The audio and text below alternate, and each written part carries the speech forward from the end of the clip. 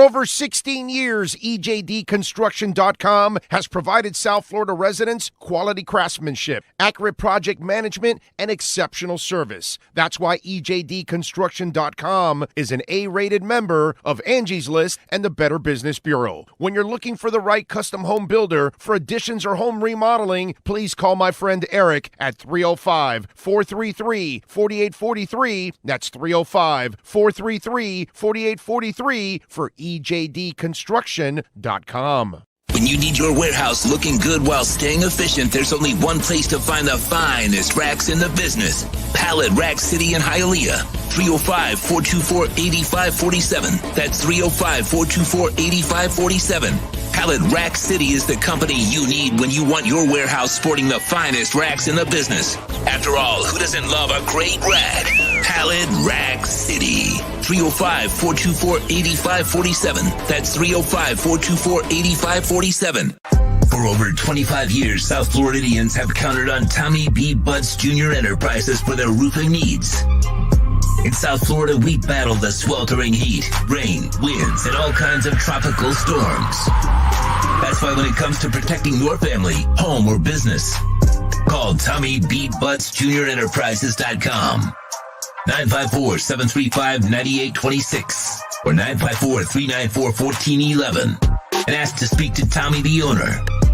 They specialize in all kinds of roofs. All work fully guaranteed with the customer's complete satisfaction. A-plus rated member of the Better Business Bureau.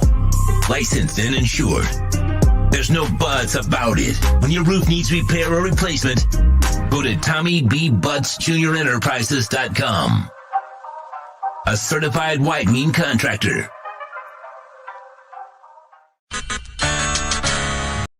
South Florida's premier law enforcement agency is now hiring individuals like you. The Fort Lauderdale Police Department is now accepting applications for non-certified and certified police officer positions. Minimum requirements and qualifications can be found at FLPDjobs.com. That's FLPDjobs.com. Are you ready? The city of Fort Lauderdale is an equal opportunity employer.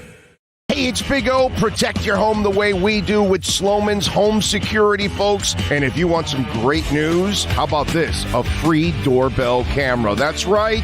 The first 40 Big O listeners who dial 1-800-ALARM-ME will get this limited time offer of a free doorbell camera that connects directly to your smartphone with installation of your Sloman's Shield. And that's not all, folks. Sloman's is going to give you a free customized home security system and professional installation when you use their low-cost central station monitoring. So you're getting an LED touchscreen pad, a motion detector, 3 arm doors, and backup battery. Plus, if you're one of the first 40 Big O listeners to call 1-800-ALARM-ME, you'll receive a free doorbell camera with the installation of your Sloman's Shield.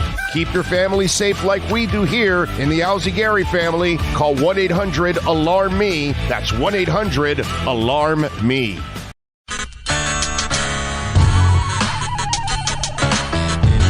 There's no need to drive around South Florida wasting valuable time looking for a new or certified pre-owned Acura. Go to the #1 volume sales dealership in the Southeast United States. Craig Zinn's Acura of Pembroke Pines. Purchase with pace and space in a dealership tailored to your needs. From home buying to providing that personal touch. Contact the 2020 Satisfaction Award winner Craig Zinn's Acura of Pembroke Pines. 888-776-5123. That's 888-776-5123. Or visit them at 15601 Pines Boulevard in Pembroke Pines. The viewpoint statements or beliefs expressed on the following program by the host, guests, or callers are not necessarily the opinions of FantasyXS.com, Media Group Inc., ownership, management, sponsors, or website. When it comes to South Florida sports teams, very few in the media have witnessed, lived, and covered it like the Big O. Let's start the program dedicated to your favorite South Florida teams with a passion that's unmatched. The Big O Radio Show is on. Here's the Big O. Alrighty. Good morning, boys and girls. Welcome aboard to the show. Time to have some fun. How are we not going to have some fun? It's 7 in a row. That's freaking amazing. It is awesome. It is nice to have football that matters. It's nice that December and January will matter. You know what I mean? In the big picture, we all know our beloved Dolphins are a Super Bowl caliber team. So it's not like they're trying to get in to make a deep run or anything like that, but you're trying to establish a culture. You're trying to establish maybe a tradition for all of these new players. You know what I mean? Because a lot of these guys were able to win 10 games last year. So if you're able to win 10 games again this year, I get it. Last year was in 16. This was in 17. So it's a little more impressive last year than this year, slightly. But it's still double digits on 2 consecutive years, which would be one hell of an accomplishment. And now that becomes, no matter who comes back next year, that becomes kind of the norm for this team. And you have a bar that is set. Now you've got to try to beat that bar. And obviously, the good thing about winning 10 this year is you're in the playoffs compared to last year. So last year you didn't make the playoffs. This year you'll make the playoffs, right? So in one way, it won't be as impressive record rise, but it'll be at least impressive that you'll get in on the postseason side. But that's the good thing about all of this. And listen, for us as Dolphin fans, look, this was normal in the Shula years when I was young. Now in my latter years, in the last 25 years of my lifetime, this is not normal. I mean, they haven't won the 10 games yet. They still have to finish it off. They got to beat Tennessee this coming week. And then obviously the stinking Patriots the week after that to get to the 10 wins. But I mean, how many times do we get to celebrate 10 wins? You know what I'm saying? So that's the good thing, that at least you got a shot at double-digit wins in consecutive seasons, and that in itself, ladies and gentlemen, is just absolutely fantastic for us as Dolphin fans. We want to see them obviously get better and better and better, but the limitations are obvious. You can only do so much with what you have on offense, especially that offensive line. And without that offensive line being a force, then you will not be able to just get it done, man, unfortunately. So, it is what it is. But what are you gonna do, as they say, hopefully the boys finish off this run and are able to get it done. Would be really nice if they're able to do that. By the way, I see Lisa Rose there says it's her birthday today. So everybody on the chat board, make sure you wish Lisa Rose a happy birthday there on the chat board. Welcome aboard to all of you out there as always. I know it was, let me tell you, it's tough to get up this morning and do this show at this time. Okay. Got to admit, this was a rough one to wake up, okay? Because we did 2 shows yesterday. We did the morning show, and then we did pre and post. And I don't think I went to sleep till like 2:00 in the morning, because it's just, you get home, right? And you just, I don't know about you guys, but I'm like this. I can't get home and just dive into bed. No shot. No shot. So you shower, and then you got to sit there and kind of unwind a little bit and just kind of tire yourself out. So I got to watch, a little TV to kind of tire myself out, just crazy stuff, man, that that we got to deal with. But it is what it is. We're here. We are ready to rock. Okay. We will talk a lot of Dolphins, obviously, today. Heater back in action. We will have Cameron Wolf joining us around, I think, 11:30. David Furones from the South Florida Sun Sentinel will join us at noon. So we've got a couple of guests for you, all Dolphin related today. So a bunch of stuff to talk about. Obviously, going off the game, but just a good feeling that, because last night, we talked about this throughout the weekend. When people were asking me, so who are we rooting for on Sunday? And I said, I don't care. It's about Monday. None of this matters if you don't win on Monday. And that's what would have sucked last night. If you lose to Ian Book and the Saints after winning 6 in a row, I mean, it would have been debilitating for me as a Dolphin fan, for all of you out there. It would have been just like, we would have thought of same old Dolphins. That's what would have come through our minds. And we don't want that. And that's the important part about winning 10. That at least, okay, listen, they're not going to win the Super Bowl. They're probably not going to make a deep run into the playoffs. They'll be fortunate to win just one game in the playoffs with that offense, correct? But just having that opportunity to win 10 in a row, 9 in a row, but win 10 games again would just make you feel a lot better about your team, the direction you're going in, the confidence into next season, all of that. And it makes you feel like you're actually maybe building something. After all the hell everybody went through at the beginning of the year when it was terrible at 1-7, it's kind of nice for it to mean something. You know what I mean? That's what I love about this, at least this opportunity. Enjoy it, man. I see some people last night on the chat board complaining and bitching, and look, man, nothing's going to be perfect. The Brissett call yesterday, that was ugly. What are you going to do? You're not ready after a review from the referees. You weren't ready to run your offense, and it's like the referees gave you a break and everything, so you didn't have to burn a timeout. I mean, obviously there's going to be things. The offensive line play was just poor. You couldn't really do anything. So we all know that it's not perfect. But if you somehow can figure the damn offense out, which has been kind of the story of our lives for 25 years, you figured out the defense. And listen, the pieces are falling into place even on offense. It's just the problem is you've got to get the right coaching in place to kind of make the difference that you need on offense. But it's not going to be perfect. But the bottom line is they're winning, man. It's all that matters right now. I'd rather win ugly than lose ugly. Losing ugly doesn't feel good. And at 1-7 and losses to the Jags and losses to the Raiders, there's a lot of those losses this year that were ugly and didn't feel good. And we were all pissed.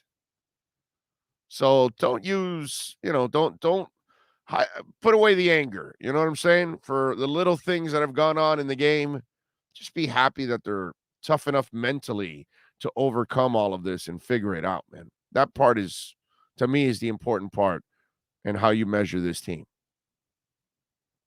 855-912-1056. If you want to get in on the program, that's 855-912-1056. If you want to get in on the show, Cameron Wolf set to join us at 11:30. David Furones will join us at noon. So we've got a couple of interviews for you in the middle of the show. Obviously, on either end, your comments, your questions, your insults, all of that right there on the chat board, on YouTube, on the text line at 855-912-1056, Yahoo email, BigORadioShow@yahoo.com. Twitter, you got a question or comment, you can send it in on Twitter too, at Big O Show. And remember, you can always make a donation, Cash App or Venmo, Cash Big O Show. That is Cash Big O Show. And thank you to all the folks that showed up yesterday to Sports Grill on Bird Road, where we made it 7 in a row at that location, baby. That's a beautiful thing. We'll go for 8 in a row next week against Tannekill and the Titans on Sunday. So I'm hoping to see all of you out there on Sunday, and hopefully we'll be able to pick up another victory along the way, which would be just a beautiful thing, man. Hakeem Muhammad says, good morning from T-Town, Big O. I'm in pocket, smashing the like button and enjoying a W against the Saints. Nothing else matters. Amen to that. Rosendo says, simple. I can solve the problem. I've created a time machine. I go back to 1984, kidnap the entire Dolphin offense, and switch them to this year's offensive team. Oh, man, would that, Rosendo, that would be heaven. Marino with this defense, wow, be awesome. All we need Marino, okay, and we'll take the line, and then we go get Ricky Williams from the middle era, right? We'll go deep into Marino and Webb and Sims and company. Then we'll go and get Ricky, and then we'll add him to this defense right here. Although we all know that we really would like the JT, Sam Madison, Pat Surtain, Zach Thomas defense with Marino and Ricky Williams. Yeah. Now we got ourselves a championship. That would be awesome. That's what it's going to take.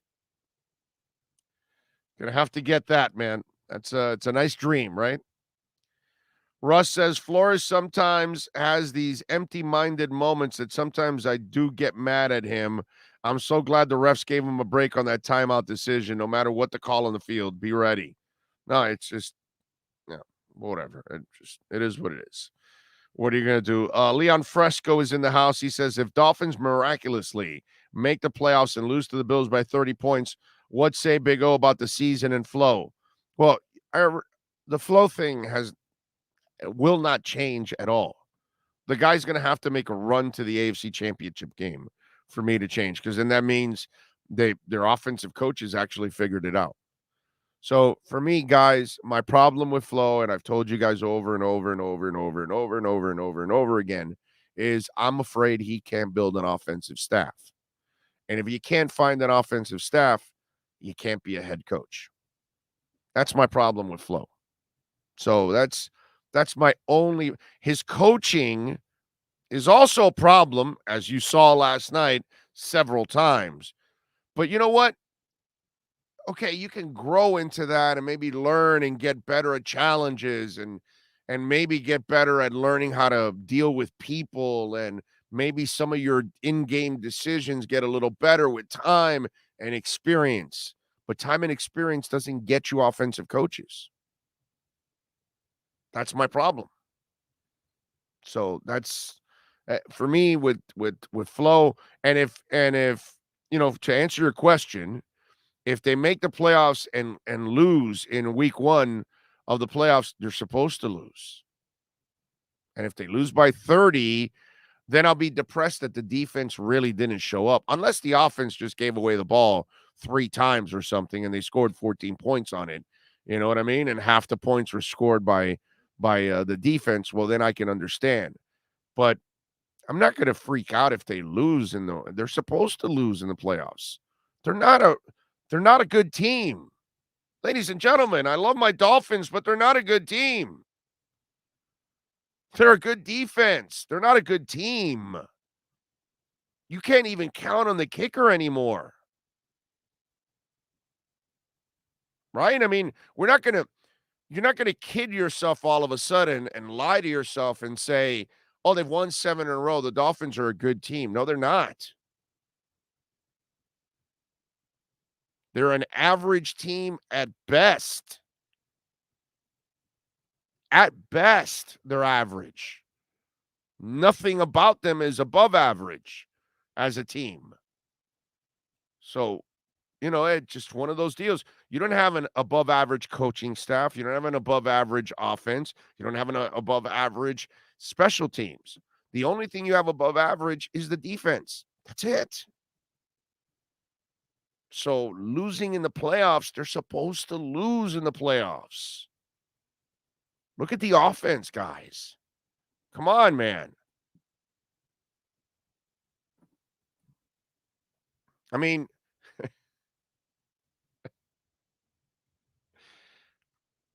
Nick Needham won the game yesterday. It's all you needed. Everything else didn't matter. 7-3.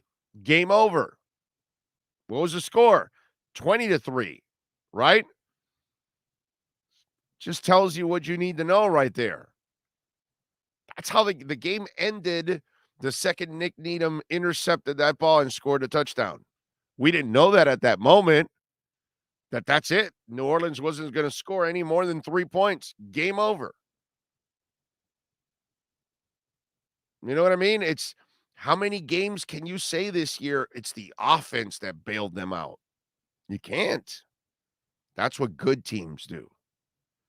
Defense wins it 1 week, offense wins it another week. You know what I mean? That's the way it goes. With real good teams, they pick each other up.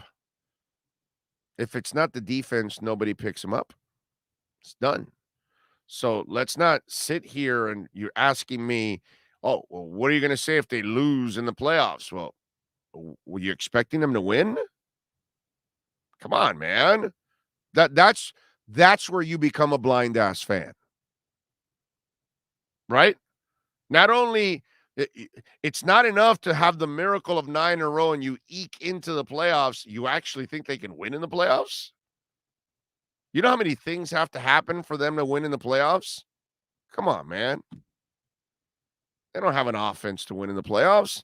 You're gonna depend on the defense to take away the ball a couple of times and score to win. You know what I mean? So as long as you make the playoffs, it's a phenomenal season for them overall. Right? It could have been better, obviously, because your crappy start, you set yourself back. And all those dreams of idiots like me that thought you could win 11, 12 games, well, of course I'm wrong because of what happened at the beginning of the season. But if you would have played to your potential, and unfortunately you don't have the coaching staff to get the potential out of them, this is where you're at right now. And don't torture yourself. If they make the playoffs, that alone after 1-7 is one incredible accomplishment. So you should be more than happy if you're a realistic Dolphin fan. Now, if you're sitting there going, okay, that's not enough. We got to win in the playoffs now. Well, now you're getting ridiculous. So there's no shot that they win unless it's miracles that happen. But that offense, that's not going anywhere in the playoffs. Not that offense. You can't go anywhere with that offensive line, unfortunately. Dennis Ramirez is in. Morning, Big O. Defense was big. I'll take a W every time. Feeling good. Damn right. Daniel's in. Brooklyn Rob says team needs another alpha receiver opposite of Waddle. Teams are going to start doubling Waddle. You're right. You're right. And that's going to be their job in the offseason. Get rid of all these injured bums and go out and draft another guy. That's what you do. You draft another guy. And I've got something to say about the receivers also. A couple of notes that I want to get to here on the show today. Chris Asti says, proud of this team playing with heart and playing for one another. That is very true. Very true.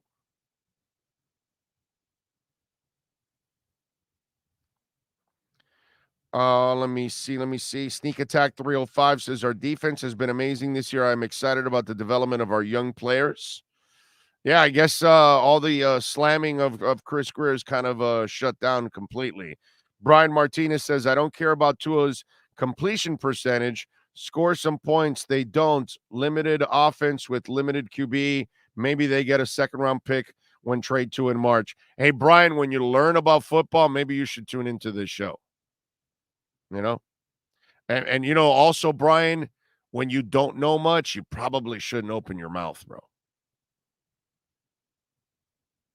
Appreciate you listening, but if you're going to say something stupid, I'm going to call you out. What else do we have? Ross Romero. Big O, stop his assault on Flores. Maybe this chat board should stop too. Just a thought. Oh, Ross. Oh, are you a little too sensitive on an opinion? Oh, Ross. Are you a little millennial? or a little Generation Z. Huh? Aw, pobrecito. Ah, Mr. Sensitive. Stop his assault on Flores. God. Jesus Garza, the refs were horrible last night. Both ways. Give me a break. Had nothing to do with the refs. They gave Miami a couple breaks too in that game.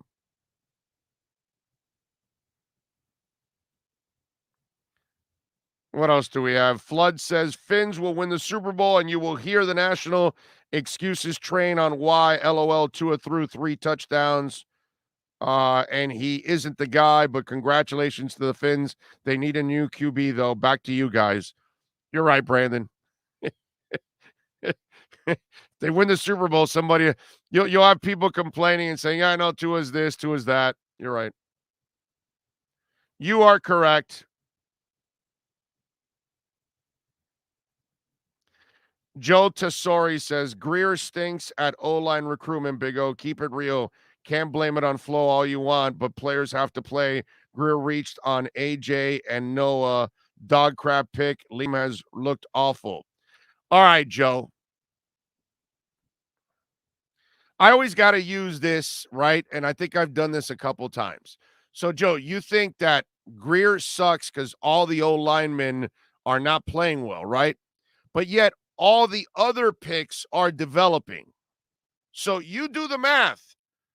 Just have a little common sense. If the only place they're not developing is on the O-line, Noah Igbenogany you can't pick on because he doesn't play, and he's not supposed to play in front of Jones and in front of X. So when they trade one of those in the offseason, which they will, Iggy will get his shot, and you'll find out if he can play or not. Hunter has 4 tight ends in front of him. Can't do anything about that. So maybe Hunter can play too, but we won't find out until he gets on the field. Right? But again, you're lazy. You're not a really intelligent fan.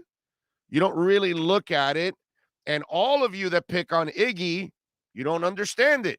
Because, see, the problem is X was coming off a domestic issue and a knee injury. So they took a corner to protect themselves. Luckily for them, and they couldn't get rid of X because they had just signed him to a big deal. So they got an insurance policy. Now, the kid hasn't played. The little he has played, he's been terrible. So was Gesicki at the beginning of his career. So was Tua at the beginning of his career. You know what I'm saying? Not Jalen Phillips was terrible at the beginning of his career. Lots of guys are terrible at the beginning of their careers. If they don't play, you never find out if they can get better. So you can't judge those two until you actually give them real playing time.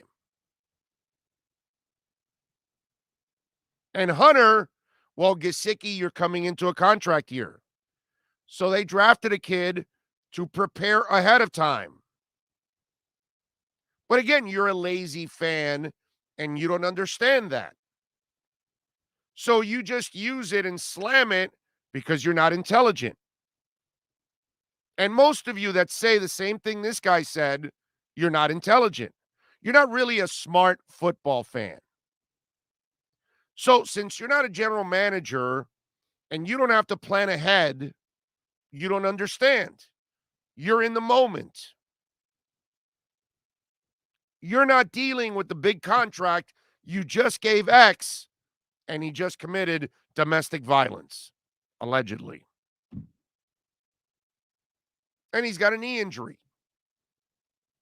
But since then, no domestic issues and no knee injuries. But you can't, at that moment, the responsible thing is to get a corner just in case. So, again, common sense.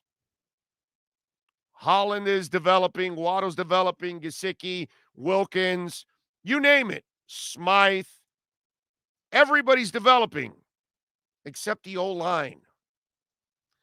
So you think that Chris Greer and the scouting staff hit on everybody except the O-line? Really? Do you actually believe that they hit on everybody and the O-line they missed? Come on, man.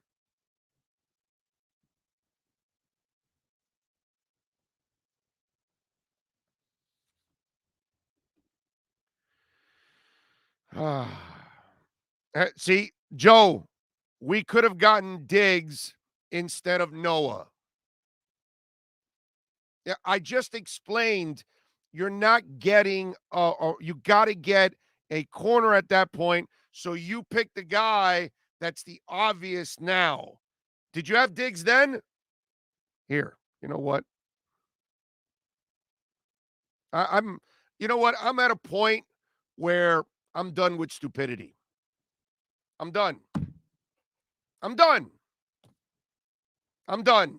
If you're going to be an ignorant and a fool, and all you're going to do is now conveniently, oh no, well, we could have gotten the guy at Dallas. Because of course, at that moment in the draft, you were yelling on Twitter, get that guy. Because you knew.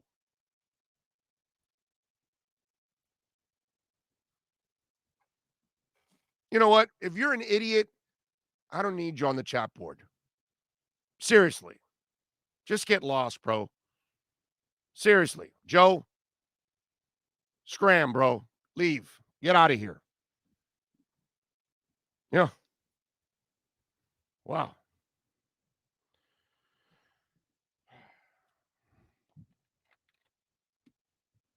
This is what I work my ass off for. Do 2 shows in one day that nobody does, then I wake up in the morning and I got to deal with idiots. It's like, you know what? The beauty is I don't answer to any corporate idiots. So now I could just block whoever I want and just get rid of them. I don't have to deal with them anymore.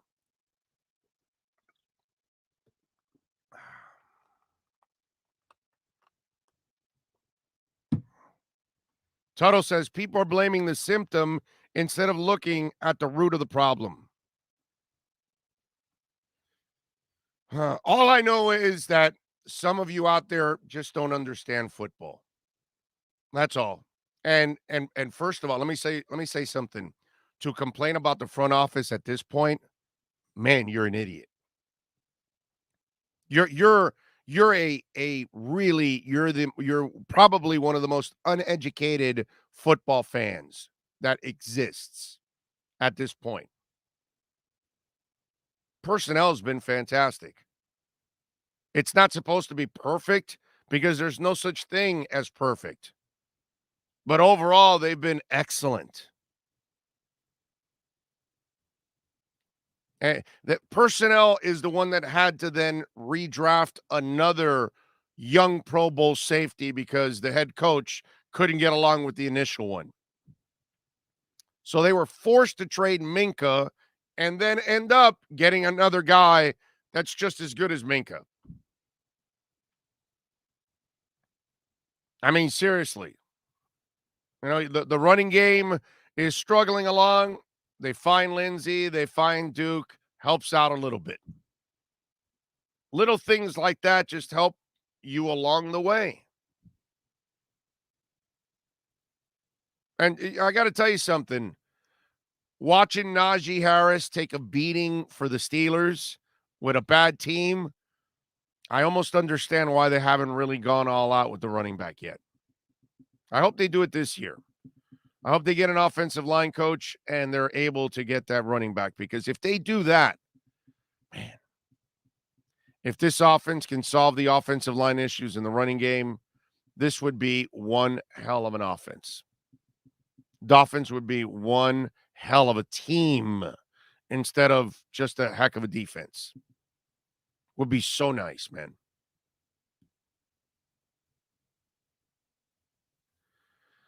Chris Otzi says, Big O, you always do a great job. Haters are going to hate. That wasn't hate. That was just stupidity. I'm trying to educate the guy and put yourself in the GM spot, right? And Iggy's been praised by many people coming out of the draft. But again, so many of you make the same mistake over and over again. You quit on people before they even have an opportunity to play.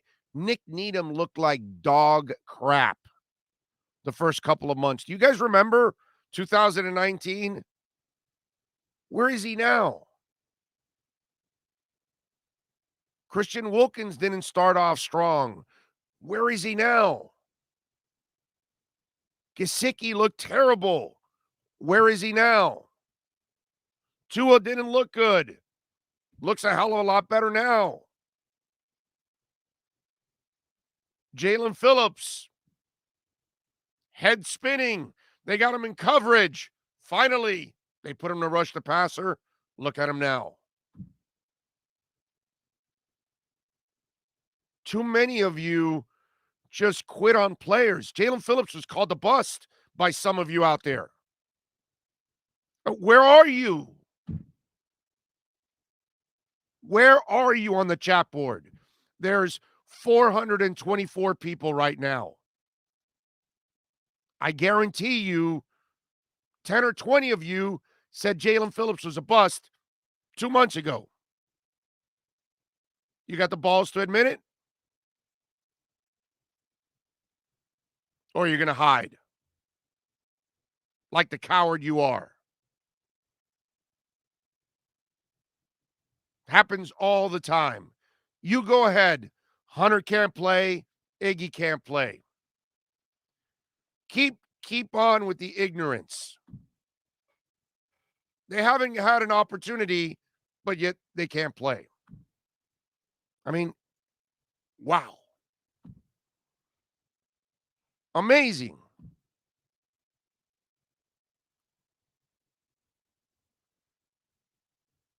My only problem I had last night with Tua was the stupid interception where he had Waddle open. Yeah, well. Christopher, you know how many good quarterbacks make bad decisions in a game? So he makes a bad decision, and then he answers back with a touchdown. He did it again yesterday. He did it last week. That's what good quarterbacks do. Oh, I screwed up. Let me make up for it. Even on a terrible offense, he made up for it. You make it sound like he's supposed to be perfect when the kid's playing just finished his first year. I mean, it gets to a point where you have no line, no running game, and you want him to be Superman.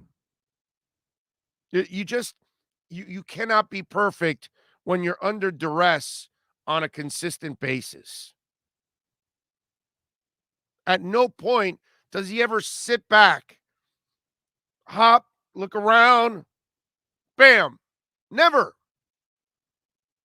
Yet I watch Mac Jones smoking a cigar. I watch Justin Herbert take off his helmet, comb his beautiful hair, and then make a pass. Meanwhile, Tua gets pressured while he's handing off. I'm not sure what football some of you are watching. I really don't know what team you guys are watching, what history you know about this team. Really, I wonder about some of you out there.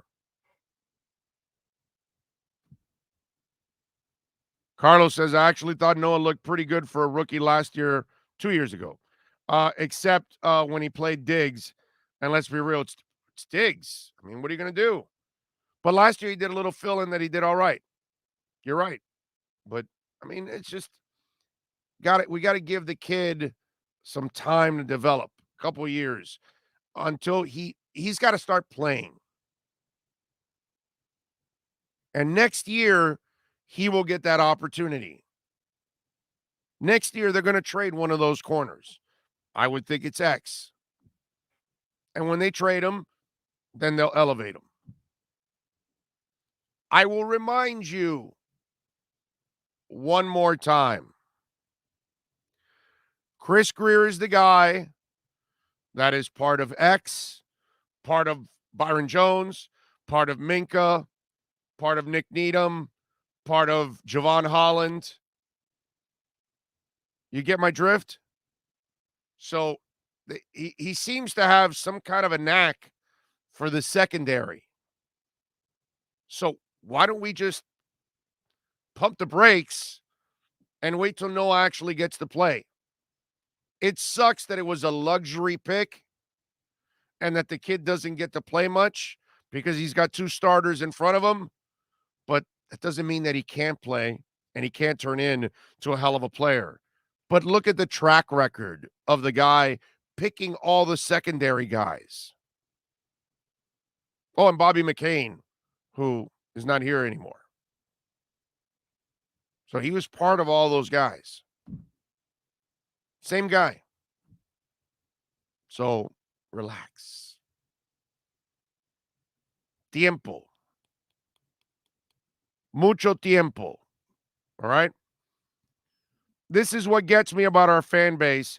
We just won 7 straight games, and we're complaining about a interception, old line, but we're not talking about the 8 sacks and 2 interceptions. Let's be happy. I agree. To be worried about the 1 interception that Tua made when you won the game, you know what I mean? And the moxie he showed after to, make up for mistakes. And he got slobber knocked yesterday, bro, several times.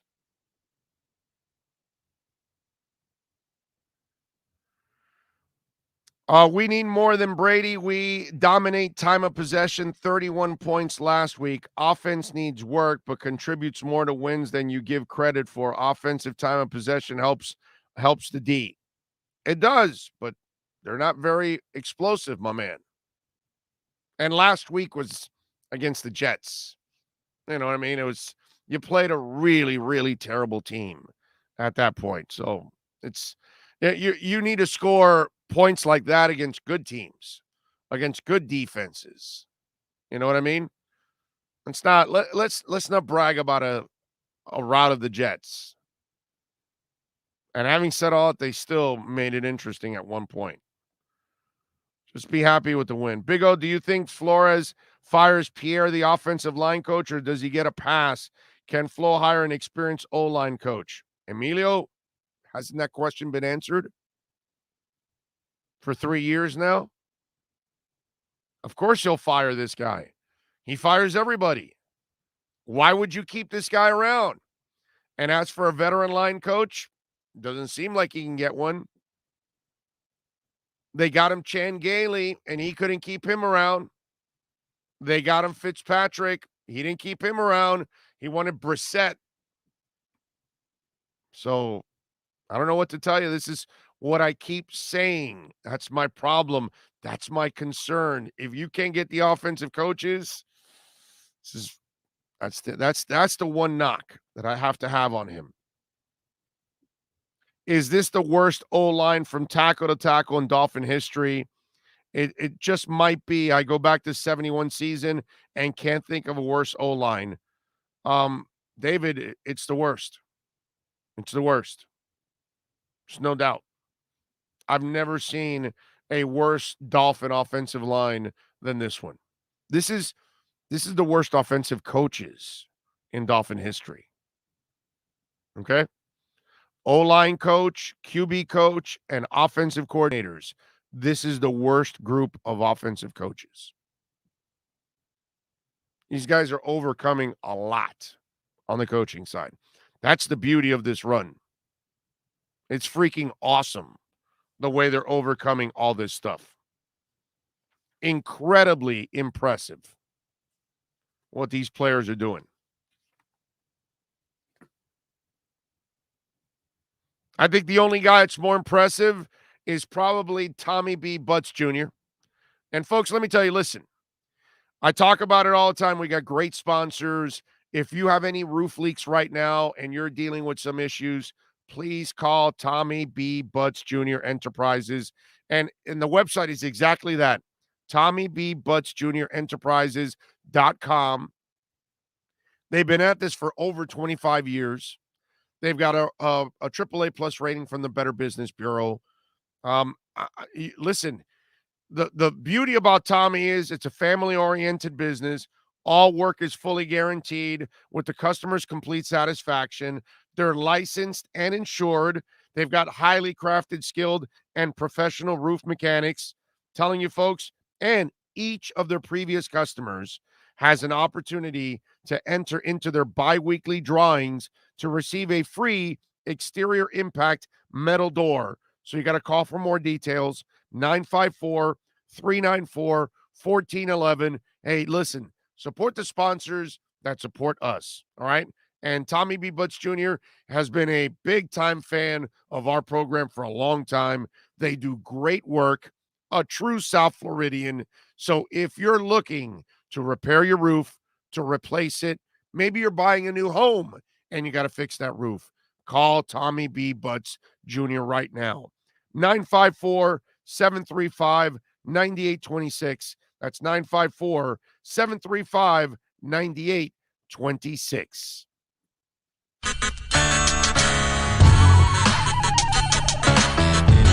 When you're ready to purchase a new home loan or refinance the one you have, American Dream Lending will make sure your loan experience is easy with fast approvals and quick closings. With many loan programs and competitive rates, now is the time to turn your dreams into reality. Ask about special financing for veterans. They never charge an application fee and you will work directly with one of their experienced loan professionals. Stop dreaming and contact American Dream Lending today, 786-802-1727. Or online at adreamlending.com. When protecting your family is your priority, there's nothing more important than a roof above the people you love. Call Tommy B. Butts Jr. Enterprises.com, 954-735-9826 or 954-394-1411 and ask to speak to Tommy, the owner. They specialize in all kinds of roofs, led by their highly crafted, skilled, and professional roof mechanics. All of their previous customers have an opportunity to enter their bi-weekly drawings to receive free an exterior impact metal door. Please call for more details. That's Tommy B. Butts Jr. Enterprises.com, 954-735-9826 or 954-394-1411. Trust Tommy to fortify and protect what's most important to you, your family. The Big O Radio Show is looking for an experienced salesperson in the radio or TV business. The candidate must have at least 5 years of sales experience in the broadcast business over the last 10 years. Please email your phone number and resume to bigoradioshow@yahoo.com. That's bigoradioshow@yahoo.com. Looking for an aggressive person who can help our platform expand into many avenues in our business. Reach out if you are the person that's able to make the difference. Hey, it's Big O. Protect your home the way we do with Sloman's Home Security, folks. And if you want some great news, how about this? A free doorbell camera. That's right.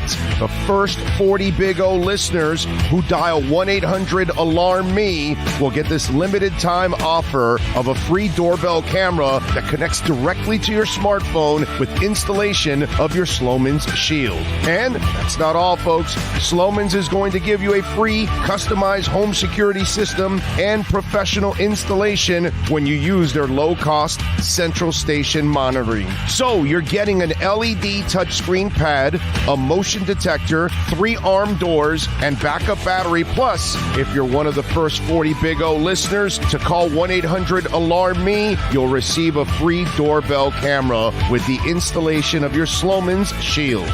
Keep your family safe like we do here in the Alzigari family. Call 1-800-ALARM-ME. That's 1-800-ALARM-ME. South Florida's premier law enforcement agency is now hiring individuals like you. The Fort Lauderdale Police Department is now accepting applications for non-certified and certified police officer positions. Minimum requirements and qualifications can be found at flpdjobs.com. That's flpdjobs.com. Are you ready? The city of Fort Lauderdale is an equal opportunity employer. viewpoint statements or beliefs expressed on the following program by the host, guests, or callers are not necessarily the opinions of FantasyXS.com, Media Group Inc. ownership, management, sponsors, or website. When it comes to South Florida sports teams, very few in the media have witnessed, lived, and covered it like the Big O. Let's start the program dedicated to your favorite South Florida teams with a passion that's unmatched. The Big O Radio Show is on. Here's the Big O. You know, for every idiot that we have out there, we do have people that actually are really intelligent and come up with really good comments on the chat board. I had to deal with the other guy that just is that's that fan that complains just to complain about everything and finds the negative in everything. And I don't understand that fan. I really don't. I get it. Things aren't perfect, but dude, they won 7 in a row. And anyway, so David Pridham says, even during the 1-15 season, 2007 O-line opened up holes for Ronnie Brown and gave Cleo Lemon time to throw his interceptions. It's a funny line, by the way. It's accurate, but a funny line. I will give Omar credit. In August, he said the O-line would wreck the season. And he's right. Todd Beers. Tua with the Ravens game is now 13-7 with this offense. Herbert is 14-16. Burrow 11-13-1. Watson is 28-25, but people don't know if you can win with Tua. Great job, dude. Great job. See, there are some people out there that, you know, there's hope. There's hope for the human race. Joel Burr. Jesus, you guys, the volume on these commercials are seriously too loud in comparison to when Big O is talking. This sucks really bad for our ears and speakers. I love y'all. It's no hate. Please fix the audio. Sean, we're blowing people up, okay? All right, what else do we put in? God's Soldier. Tua's playing well when you put in consideration how Belichick uses Mac Jones. We ask a lot out of Tua. Boom. See, these are smart people. These are listeners that understand the damn game. I'm reading that coming on the break. I'm watching that. I'm reading it as it's coming through, and I'm going, see, this is what inspires me. I love that. You know, these are people that are just common sense. It's a beautiful thing. Because Mac Jones plays it. I tried to explain this to Omar Kelly yesterday. He did not understand me or did not want to understand. One of the two. I'm not sure which one it is. But Mac Jones plays in a box because the coach puts him in a box. He has an offensive line. I've watched Mac Jones have 5 seconds to pass for 7 yards. Not 50 yards, 7 yards. Just scanning. Oh, here's somebody. Tua's like this. Get rid of it. Get rid of it. You can't. He doesn't have a chance to go back. There's no scanning. You know, and that gentleman is right. Mac Jones is put in a box because they don't trust him. Tua plays in a box because he has no freaking choice. If he had Mac Jones' line or Herbert's line or Herbert's running game or Mac Jones' running game, Tua's stats would be sick. But these are people that actually watch the games. These comments I just read, these are the intelligent listeners. Those are intelligent fans. Not that guy a block that I even forgot his name now. You know, if you're just going to be a whining little bitch and want to complain just to complain, and you're actually not going to be a smart football fan, like I said, sometimes it's better you just stay quiet and don't say anything.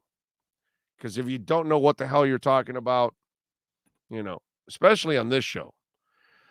We need a blind ass fan alert for Big O. You're funny, but I love you. Why? What's so blind about it? But go ahead, Sean. Apparently, Blind ass fan alert. Look out, everyone.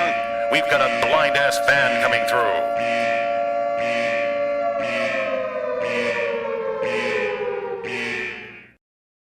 I guess I deserve it. I don't know. Whatever I did, but if you request it, then I deserve it.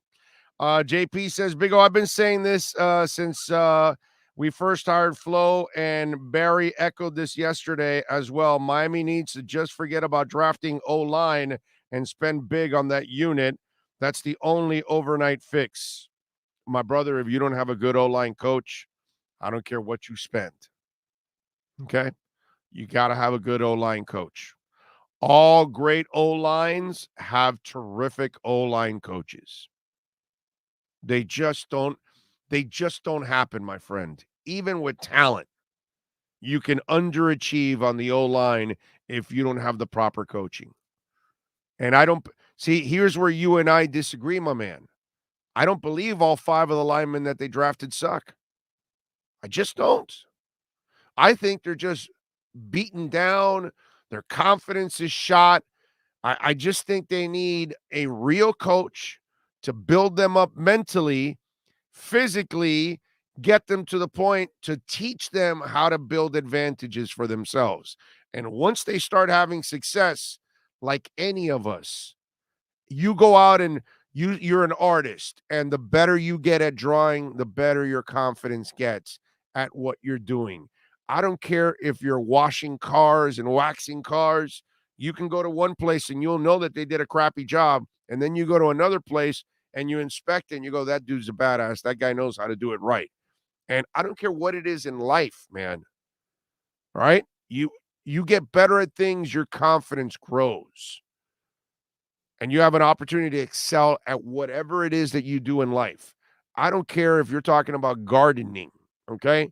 There might be some landscapers out there. They're kind of lazy and don't do a great job. And then there's some other landscapers that just nail it and make your house and your front and backyards and whatever it is that you guys do with your yards, make them look fantastic, correct? It's the same thing in life. And this offensive line at this point, they are so beaten down now in the last couple of years that it is impossible to feel good about yourself when there's so much constant criticism and failure. And if those 5 guys aren't playing well together, it just becomes a disaster. And to me, we're at the point of no return on the offensive line. I don't believe the 5 guys, the whatever, 8, 9, 10 guys in that room, I don't believe they look at that coach and say, yeah, no, he's the bomb. Now, defense, how are they not going to love what their defensive coaches are doing? You see what I'm saying? That's the difference. That's why they play the way they play, and they go out and they have a ton of success. But on offense, it's like, they don't have the same success, so they don't have the same confidence. I'm telling you, if you get the right coaches, the offense alone will be better. Sure, and listen, I'm with you to a certain extent on buying 1 or 2 pieces next year, because I'm certainly not a fan of what they're doing with everything young. That's ridiculous. Rosendo says, Big O, did you hear that DeSantis has requested $700,000 for cryptocurrency projects for DHSMV, a pilot program that would allow people to pay for motor vehicle titles through the blockchain? There are things about DeSantis that drives you a little crazy at times, but then there's a lot of other things that you say, he's doing a lot of things right. And our state is thriving because of him. All right. I where he lost me a little bit was how he treated the schools. And because my wife is a teacher, and he didn't care about the administrators or the teachers, and he wanted kids back in there, but the older people with the other variants, not this one. The Omicron is not like the other ones. That I thought he was putting people at risk, and I was pissed at him for that. But the fact that he's kept the state open, tons of businesses have come here now. California, New York, and all these other places that have, completely shut down and killed businesses, but you can't go to that extreme either. You have to allow people to make a living. You know what I mean? Keeping people locked up in a house, I never did that at all. And I believe in following the protocols, but not to the point of that I'm going to be locked up in my house all the time, and I'm not going to go out and make money for my family. There's no way. You can't do that. You just can't do that. You're going to kill me one way or the other? No, dude. I'll wash my hands. I'll mask up. I'll keep my distance, but I'm going to keep working. As you all know, because you saw it. We were the only show probably in the country that was doing 3 and 4 remotes while every other radio station was shut down. So it's a weird thing with DeSantis. There are some things that he did that I thought were kind of irresponsible, and then there's some other things that he's done that the state has excelled. And, I didn't know anything about this, Rosendo, but so far our Miami mayor is one of the few people that actually thinks forward about cryptocurrency. So it's nice to see that DeSantis sees what the future is. And that's a great idea by him. That's only a start. You need to do a lot more. That's where, not to get too political or financial or whatever, that's where our government has to change their thinking. All these old farts that are so intimidated by crypto and don't understand that that's the future, that's where we have to kind of curve our dollar into a digital currency so it can thrive. So then you can create the mining and you can do all those things instead of what you're doing now. But eventually it'll get there. It'll get there. The dollar will be a digital currency eventually. It's going to have to be. Everything is going in that direction.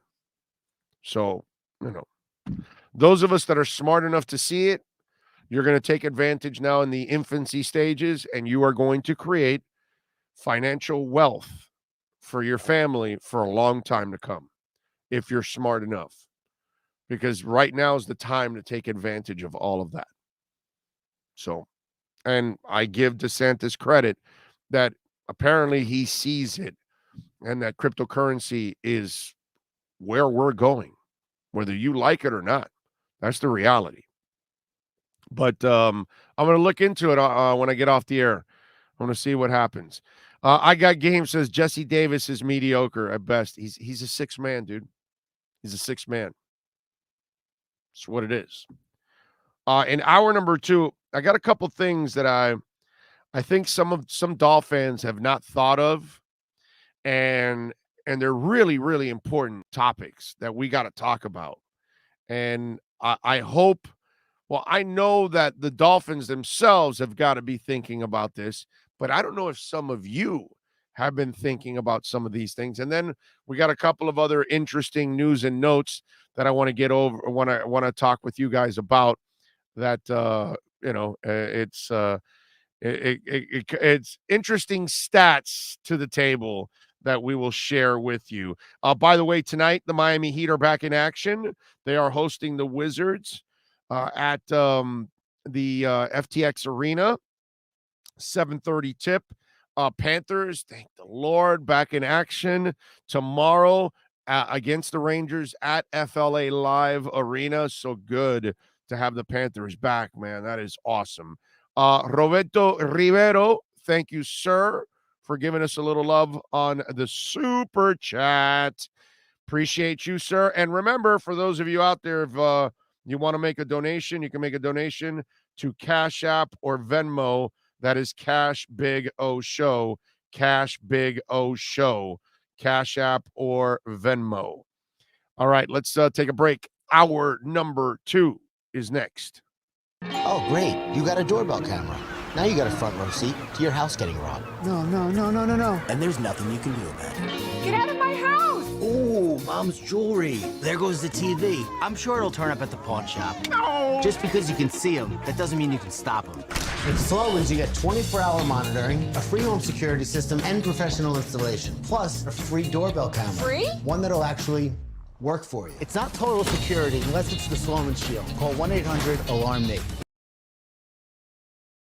South Florida's premier law enforcement agency is now hiring individuals like you. The Fort Lauderdale Police Department is now accepting applications for non-certified and certified police officer positions. Minimum requirements and qualifications can be found at flpdjobs.com. That's flpdjobs.com. Are you ready? The city of Fort Lauderdale is an equal opportunity employer.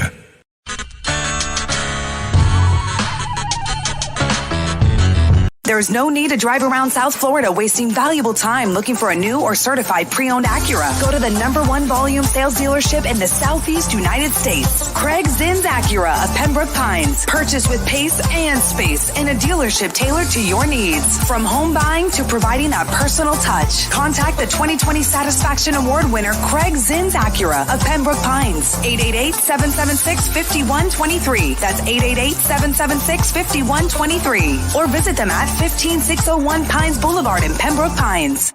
The Big O Radio Show is looking for partners to join our growing platform. If your business is ready to reach an audience that starts in Florida, crosses the nation while expanding internationally, this is the program that provides that vehicle. The Big O Radio Show is ready to broadcast live anywhere in the world to represent your event or product. To reach out by phone, 786-754-4664. That's 786-754-4664. Or email bigoradioshow@yahoo.com. Help us grow as we provide the content and personal connection corporate entities will never achieve.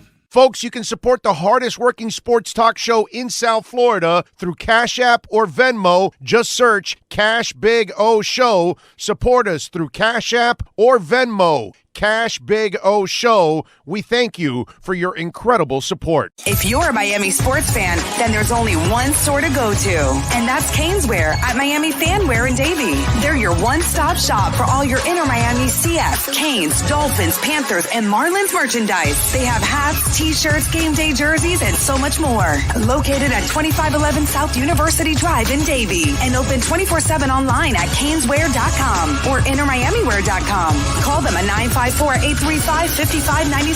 Caneswear, the spot where Inner Miami and all Miami sports fans shop.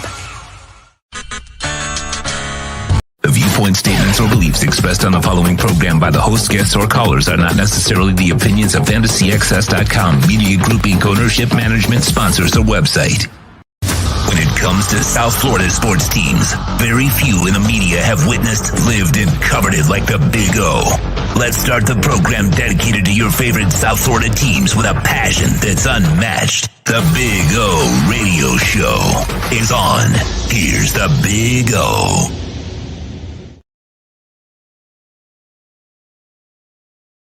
You got to learn to turn on the mic before you talk.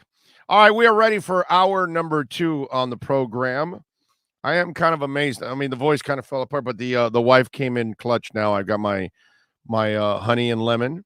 It's boiling hot right now, so I gotta cool it down. But this will cool the engines, as Boston used to say. Folks, sometimes we have folks that don't necessarily understand things and then comment on it. Snaphook, welcome aboard to the show. I've never read anything from you, but I'm glad that the first thing I read from you is absolutely wrong and misinformed and typical of a Facebook post or something like that. That has no information. Crypto is too easily manipulated and will be the ruin of our economy if widely accepted. First of all, Snaphook, if you don't know anything about crypto, you really shouldn't talk about it. It's manipulated right now early on because it's in the early stages, just like the stock market 100 years ago. Only problem is back then it was a whole different kind of manipulation. And by the way, do you think it doesn't get manipulated now? Do you think there isn't all kinds of insider trading that goes on in the stock market? All right. Anyway, cryptocurrency is just an extension of what you've been doing forever. It's called credit cards. It's called checks. You've been dealing in kind of a digital currency for many, many years now. This is a different way of doing it. And in the blockchain, which I'm sure you don't know this, but in 12 years, Bitcoin has never been hacked because you don't hack the blockchain. And that's the difference. You hack the internet, you break into banks, but you don't block the blockchain. And you can't hide and manipulate the information on the blockchain. It's public for everyone to see. That's the difference, my man. So when you don't know about something, you probably should not comment. And what you don't know, since you lack, information, is that decentralized financing is the freedom that you need, that I need, that everyone can get. Unfortunately, right now, there's a lot of people, because of maybe their color, their sex, they don't get the loans. They don't get the money sometimes that allows them to advance in life. Decentralized financing is going to allow every person financial equality. The problem is you need to study it and look into it so you can understand it. If you don't understand something, and if you don't know anything about cryptocurrency and how it works and how you can use it for your benefit, like I am, then you really shouldn't talk about it, my man. That's the problem that happens in this country, just way too much. You have too many people running their mouths about something that they know nothing about. So I'm just trying to help you. Like I'm not a financial advisor or anything like that. But I think that I have given you over the last year a lot of information about crypto that if you gone on your own to go find out, you will understand what I'm talking about. And there's a reason why all of these corporations are getting in on it now. There's a reason why all these big financial institutions are all investing into it now, because a lot of them are realizing that this is the future.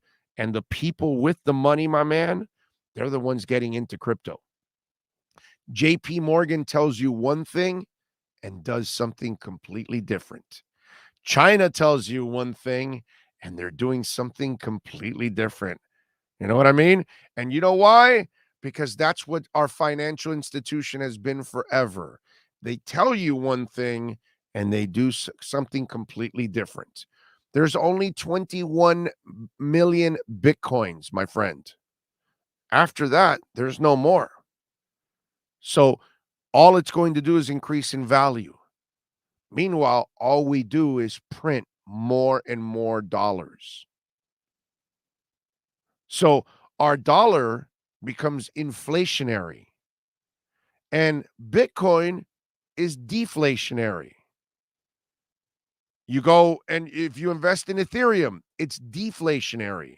This is why I tell you guys sometimes that when you use a utility coin, like VeThor is inflationary because it's a utility coin. So they'll keep printing it. Dogecoin is inflationary. They'll keep printing it and keep printing it and keep printing it. So it'll never build value. It's too hard for it to build value if you're just going to keep printing them. But if you only have a certain amount of numbered coins of what is going to be sold, then that's it, baby. Ethereum now with EPPI 1559, what people don't realize is that in a few years, it'll be under 100 million ETH. And then it'll continue to go down and down and down. And what do you think happens to those of us that own ETH? That stock is going to fly. And you know what I've been telling you also for about 7-8 months now? Because I've been following all of this. The cryptocurrency market goes and flows with Bitcoin, right? When Bitcoin rises, a lot of the altcoins rise. When Bitcoin drops, the altcoins drop and drop harder. Have you watched what's gone on the last couple of months? And I've been talking about this. You're going to see a decoupling Why? Because Ethereum is going to become Apple, and Cardano will become Microsoft, and and so on and so forth. All those great stocks out there. Certain coins are going to become those great coins, those great stocks, and they're going to rise on their own. And that's what you're seeing now with Ethereum. You're watching with Polygon because it's attached to Ethereum. You're watching Cardano starting to rise now. And while it stays slow and it's a shell of where it was, you're going to see that thing soar and fly to just astronomical numbers. Binance, BNB will continue to climb. Avalanche will continue to climb. There's a lot of really good coins that are going to end up just exploding. Because this is the future. This is how we're going to do business. Everything will be on the blockchain. As simple as your concert tickets. I've explained this before, but I'll show you what the blockchain does for you and for anybody. So let's say you're an artist and you had a painting, okay? Or let's say you're a musician and you're going to the AAA or FTX Arena, apologies, FTX Arena for a concert. Okay, so now you're an artist, you made a painting. Somebody bought it for $500. You keep painting, all of a sudden you become super famous. And you sold that $500 digital painting to somebody, but now that painting is now worth $500,000. So now you want to sell your $500 painting for $500,000. So when you sell it on the blockchain and you sell it for $500,000, guess what happens? 20% of it will go directly to the artist. And the person that bought it for $500,000, they sell it for $5 million in 5 years. 20% of that will go to the artist perpetually. You buy a concert ticket. All of a sudden, the concert's sold out. You bought a ticket for the Stones. Cost you $175. But the concert's sold out now. All of a sudden, Mick Jagger announces final concert. Never will rock again. Everybody wants that ticket. Now you can sell it for $1,000. Guess what? 20% of that $1,000, guess who it goes to? The Stones. So you're going to be able to protect. Nobody can steal anything from you on the blockchain because everything is numbered and you cannot duplicate it. So there is no duplicating, there's no stealing, there's no nothing. And artists do not get ripped off. They get perpetually paid no matter what. Blockchain protects all. You guys got to learn about crypto. Learn. Your lives will be all about it. Everything that you do, you're going to constantly be working with crypto. You'll see. It'll develop that way in the next 5 to 10 years. And you're going to remember these conversations we've had for several months now. And you're going to go, that son of a bitch was right. And I should have invested in this, and I should have done that, and I should have taken, because now you're in the infancy stages. And this is when it's going to grow and it's going to explode. So, sir, you have a terrible outlook on crypto. You're only hurting yourself, and you are not allowing yourself to grow and your family to really enjoy the fruits of the future. And right now, those of us that invest in it, we're going to end up winning in a big time way down the line. You shall see. And once you learn about decentralized financing, you're going to find out that you can become your own bank. I mean, think about this. For that gentleman there that doesn't know jack crap about crypto, whatever you have in your savings, okay? What interest are you earning in your savings? Garbage, right? You don't even earn 1%. You don't even earn, what do you earn, 0.25% or something, right? Something stupid. You know that you could just get your money and put it into a USDC coin, USDC, and then you can stake it for 10%. There's no risk. The USDC coin is a stable coin backed by the US dollar. Doesn't move. It's $1 the entire time. But you stake it, you get 10%. You getting that in your bank? People don't know that. They don't realize that. So whatever, you got 500, 1,000. Maybe you're fortunate, man. God bless you. You got $50,000, $100,000 sitting in the bank. You could actually have that earning 10% while it's sitting in the bank, while it's sitting in your savings account. Taking no risk. USDC coin, you can then convert it right back to money right away. Put it right back in your bank if you feel like it. Open an account with crypto.com, put it in USDC coin, 10%. That's all. People don't realize that kind of stuff. I talk about staking all the time. And while Bitcoin is trading sideways, people are frustrated, right? Oh, I'm not making any money, this and that. Well, I am. I'm making 5.5%. So while it trades sideways for a month, well, for the last month, I'm making 5.5% on it. Other people go, well, it's just sitting there not doing it. Okay, fine. Eventually it'll go up. But meanwhile, I'm making money. It goes down a little bit, I'm still making my 5%. It goes up, I'm still making my 5%, and it's going up in value. So Ethereum, which I have it all staked, I got it at 16, 17, 1,800, right? I got some at 1,500 too. So it's been at 4,000, over 4,000 for a couple months now. So obviously I've already earned a lot in value there, but I'm also staking along the way, getting 6.5%. So I am adding Ethereum to my total every single day. So the bag grows of Ethereum every day. So even when it trades sideways, I'm still making money.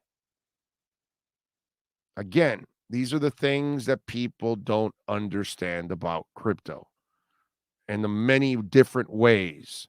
Yield farming is another way. I haven't even gotten into that, and that's another way you can make a lot of good money. It's people don't understand it. And that's why I tell you, please do your homework. So Sandy, do your homework and you will benefit from it. Hopefully you will lose the ignorance you have for it, because crypto is the savior for all of us financially. I feel good for all the people in El Salvador and other countries now. I think the Ukraine is going to do it. They're going to use Bitcoin as their currency because their governments are so corrupt, their dollars are useless. This way they can't control it.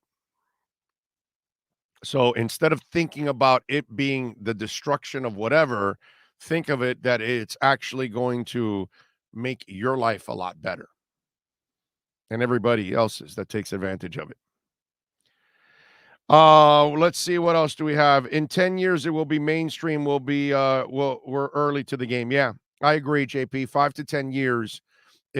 10 years, it'll be mainstream. 5 years, I think it'll be widely used.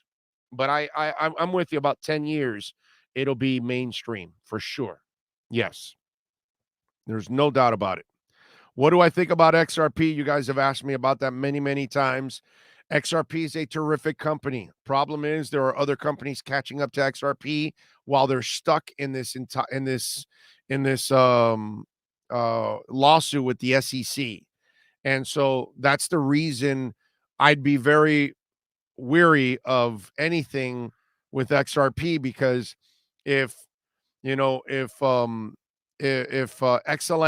Stellar, and others, Reserve Rights, and other places, Litecoin, other places start making inroads to what Ripple wants to do here, then by the time Ripple gets through this lawsuit with the SEC, they're not going to be able to make the kind of ground that a lot of people thought. So I'd be very worried about it. That's why, look, man, crypto, because of the early stages we're in, it has its stress. Why am I going to invest in a coin that's also in a lawsuit with the SEC? That makes no sense. I can't do that. It's crazy. So I stayed away from XRP. But there's no doubt that the tokenomics of it, everything about that company says that it should make money. You know what I mean? And they're still cutting deals. But I'd be worried. Anything that's up against the SEC, I'd be very concerned, my friend. Let's see. What else do we have here? Crypto might be the future, but not in our lifetime. Maybe no, dude. Oh, please. Again, if you don't know anything about crypto, bro, come on, man. It's Apple's already getting into it, and Amazon and Walmart, and they're already in the process of accepting crypto. What do you mean 50 to 60 years? Listen, again, if you don't know shit about it, bro, don't talk about it. You know what I mean? It's like C5 vet. You don't know anything about crypto. There are ATMs now already out there. Already there are ATMs for crypto. What do you mean 50 to 60 years? I went into a convenience store in Atlanta, okay? And they had a Bitcoin ATM machine. 50 to 60 years. What are you, out of your mind? I can already make crypto purchase. I can already purchase things. I have a crypto credit card that I make purchases with it all the time. I'm not, no, look, dude, just because C5 vet, just because you're still back in writing checks and sending faxes, dude, that doesn't mean the rest of us are, man. I'm sorry, dude. But, I get it. You're probably intimidated. You don't know crap about it. So, but 50, 60 years, you can already do it. You can live off of crypto by now at this point. Now, that's not something that a lot of people are doing, but you can if you really want to. The system's already set up. 50, 60 years. This is what happens in our country, all over the world. This is why people are constantly setting themselves back and they don't know what the hell they're doing because they don't know anything about something, but yet they'll comment about it like they know the facts, or they read a Facebook post from somebody else and then they just repeat it. It's freaking hilarious. It really is. How some of you are just, wow. All right. I want to talk a couple of Dolphin things. First of all, let me address one of them that I don't know if people realize this, okay? Because we watch these guys all the time, right? And Emmanuel Ogbah is the guy that we all look at, and he's got 9 sacks, I believe, on the season. So hopefully he'll get at least another 1 or 2 in the next 2 games and get to that double digit. And I have loved watching Emmanuel Ogbah this year. Like last year, he proved that it wasn't a fluke. He had never done that last year. And so you needed to see him do it again before you give him any kind of money, which front office was really smart on that. And even when the sacks weren't coming in the first few weeks of the season, I kept saying I was so impressed with his effort and what he was doing out there. And I'm glad that the sacks have started to fall in place for him. And one of those sacks yesterday, the one where he came around the tackle and he like kind of dove at the same time and got to book. That was a sweet ass sack by Emmanuel Ogbah. So he's a guy you must re-sign, right? I mean, automatic. And Ogbah's still young enough that he can be really productive on his next contract for at least 4 to 5 years. So you're going to get productivity out of that contract. So it's good. You got potential. Plus with Jalen Phillips on the other side, I think all of us as Dolphin fans, we're pretty happy with that. Maybe you draft another young guy that you develop along the way and so you can have more of a rotation. And then you add all the other guys that you have. I mean, I love it, right? What Ogbah's done is just absolutely fantastic. So then the other guy is obviously Mike Gesicki, correct? And Mike Gesicki, I think, has won a lot of people over, even the doubters in year one that gave up on him. I think a lot of people think that, hey, I want Mike Gesicki there. Hell, I'm frustrated at times that they don't play him enough. To be honest with you, when I see him on the sidelines, it drives me crazy because a weapon like that I'd be using all the time, but that's just me. So those are the obvious ones. So let me give you two more that, I want to see Emmanuel Ogbah back. I want to see Mike Gesicki back. I don't know how you all feel. Got a lot of people on the chat board. Please, by the way, smash the like button. And there's, almost 450 people there.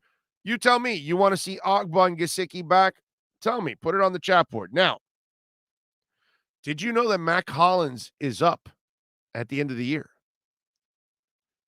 Now, speaking of Gesicki, I get really pissed about Mac Hollins. Those of you that have been watching the show long enough or listening, Mac Hollins is my guy. Like, for a couple of months now, I've been like, why aren't they playing Mac Hollins more?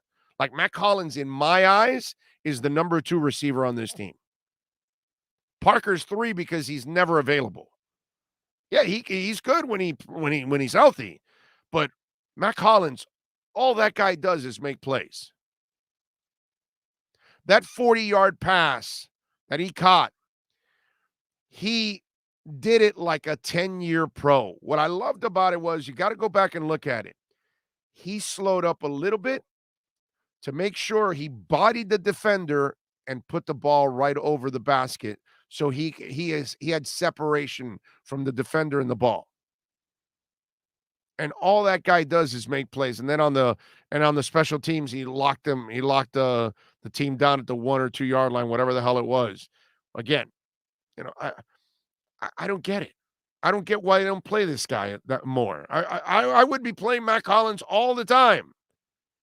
Outside of Jalen Waddle and Mike Gesicki, that's the other guy that I can count on every single down, every single play. I love that guy.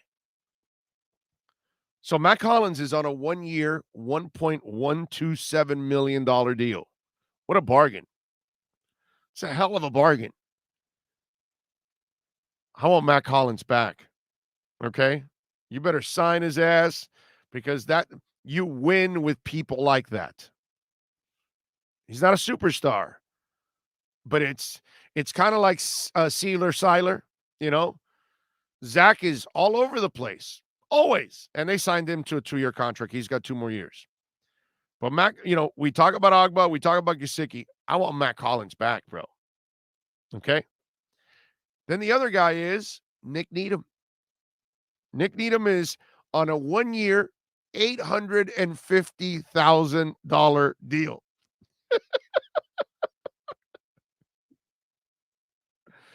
Nick Needham, dude. Okay? That is one of the bargains in the NFL. $850,000. Now, he's going to get quite a raise, but well-deserved. Young man was horrible to start off his career with the Dolphins the first couple of months. And he has grown leaps and bounds that I think we all love Nick Needham. I think we all trust Nick Needham. I think we all admire the heart and determination that Nick Needham plays with. So while we talk about Ogbah and Gesicki, who are the obvious ones, I'm looking at Mac Hollins and Nick Needham, and I'm saying, man, I need to see those guys back. Yeah, I know they got up to $70 million or whatever there is on the cap, and you got to go get yourself a lineman or two in free agency.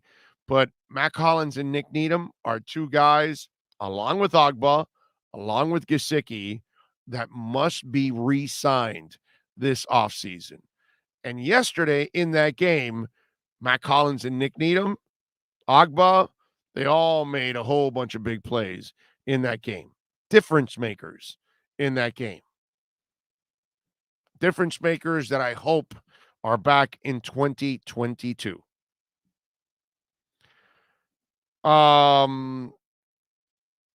David says, Mac Hollins is the Dwayne Dedman of the Dolphins. He's just one of those guys that gives you quality hard play every time his number is called. Yep. He just becomes one of your favorite players. You know what I mean? Let's go, Brandon Jones. I thought we were just going to say, let's go, Brandon. Because Biden loves hearing that. Keep Gesicki and Agba. We have the cap space. We have the technology. We can make them bigger, stronger, faster. Happy with our W's. But what happened with Flores in that debacle at the end of the first half, almost calling a timeout and not having the offense ready to go during that long review? Yeah, we've talked about it. So Flo's, in-game coaching sometimes leaves to be desired. It is what it is. Agba is benefiting from the schemes and blitz packages. He's good, but only worth $12 million. So you're not going to keep him for $12 million. You have to give him more than that. And I disagree with you. If you watch him every down, I think his effort is absolutely amazing. And I think he's part of the reason why you've got a great defense. So I'm a big Agba fan, man. He has won me over in a big-time way. Please give me a top-graded O-line in the offseason and don't be cheap on the pay-up. John says, Brandon Jones is a beast. Him and Hollins are going to be a duo for a long time. I agree. And it's Holland, not Hollins. But I agree with that.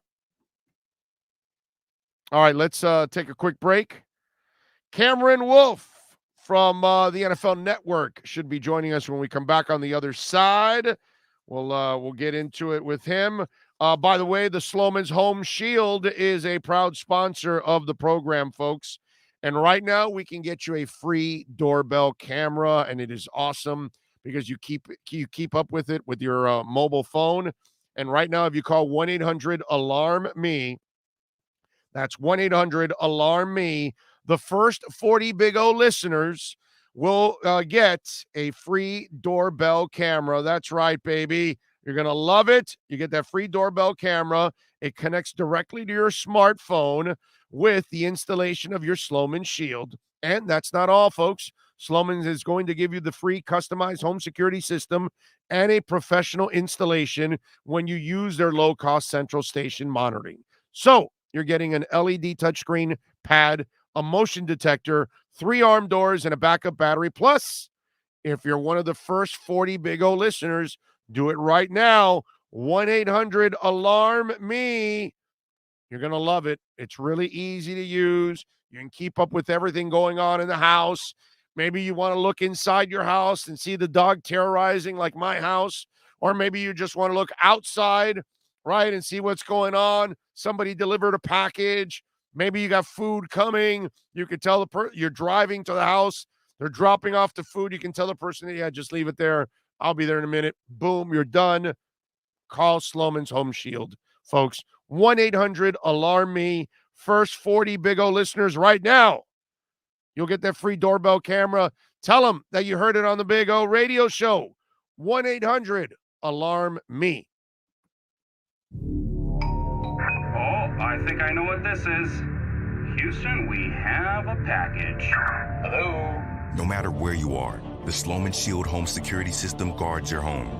With next-gen perimeter protection, 24/7 monitoring, and interior motion sensing. And right now, get a free Sloman Shield security system and doorbell camera, all professionally installed, for free. Shield your world, the Sloman Shield. South Florida's premier law enforcement agency is now hiring individuals like you. The Fort Lauderdale Police Department is now accepting applications for non-certified and certified police officer positions. Minimum requirements and qualifications can be found at flpdjobs.com. That's flpdjobs.com. Are you ready? The city of Fort Lauderdale is an equal opportunity employer.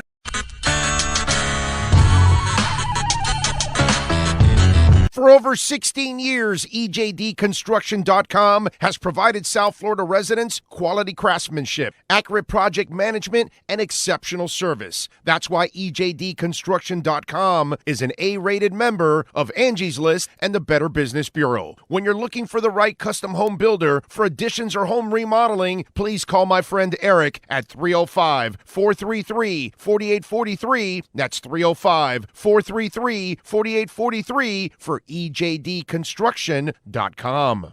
When you need your warehouse looking good while staying efficient, there's only one place to find the finest racks in the business. Pallet Rack City in Hialeah. 305-424-8547. That's 305-424-8547. Pallet Rack City is the company you need when you want your warehouse sporting the finest racks in the business. After all, who doesn't love a great rack? Pallet Rack City. 305-424-8547. That's 305-424-8547.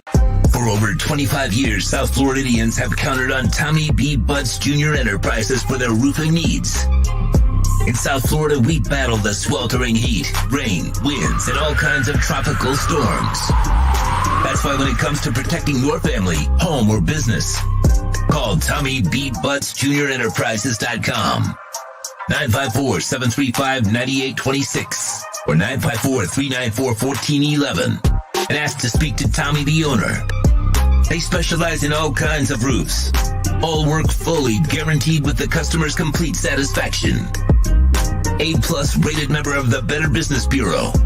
Licensed and insured. There's no buts about it. When your roof needs repair or replacement, go to TommyBButtsJrEnterprises.com. A certified whitening contractor.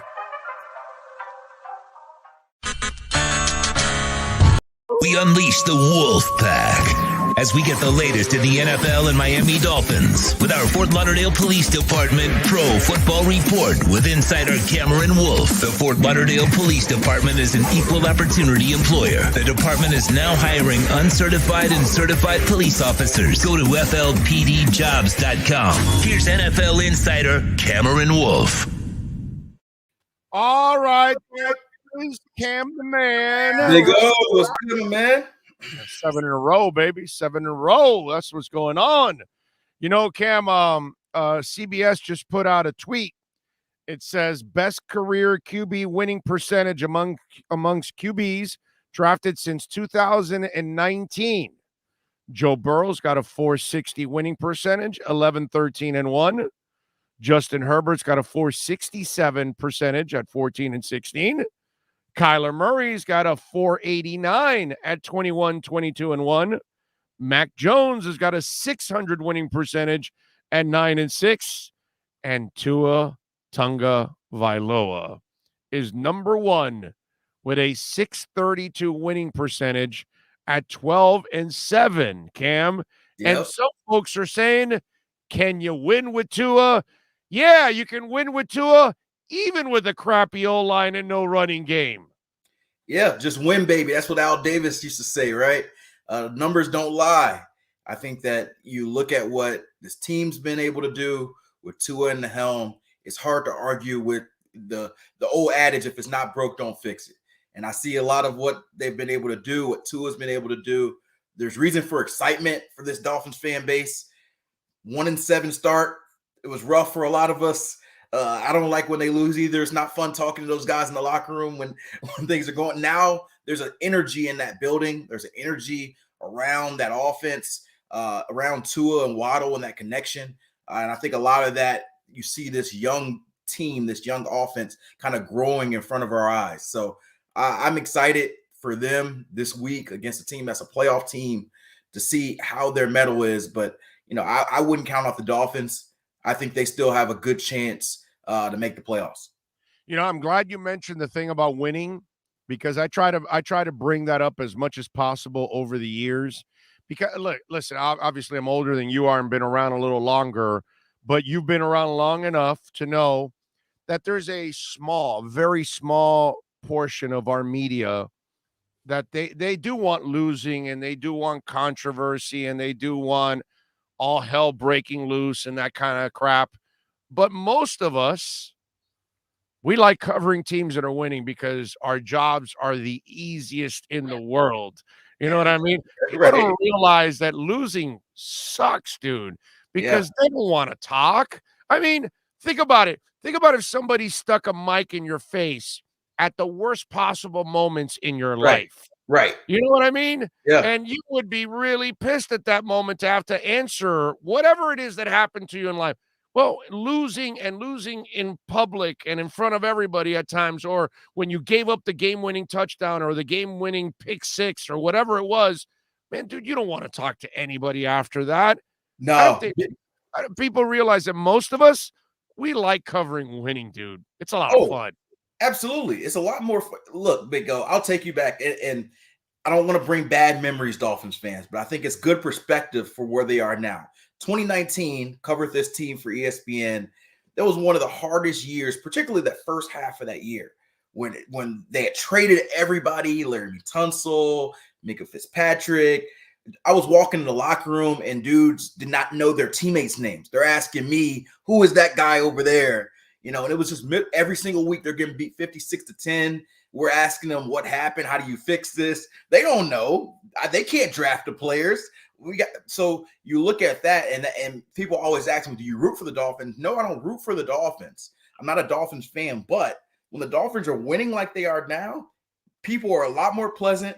I don't know, maybe Brian Flores is the same. Maybe he hasn't changed, but everybody else in the building, your quarterback, your receivers, everybody's a lot more pleasant to deal with and talk to. So I think that's an element that I'm excited about going into these last two games, Titans and Patriots. I'll be in Nashville on Sunday for that game. I'll probably be back here the following week. So I could just be around a team that's where I live. I haven't spent a lot of time early in the season with them. So I think there's a lot of optimism, whether they make the playoffs or not, about what this second half of the season has meant for the direction of this team. Any truth you're talking to Elon Musk to build a underground tunnel direct from South Florida to Tennessee for you? I don't know. I was told that. I don't know. I'm not sure.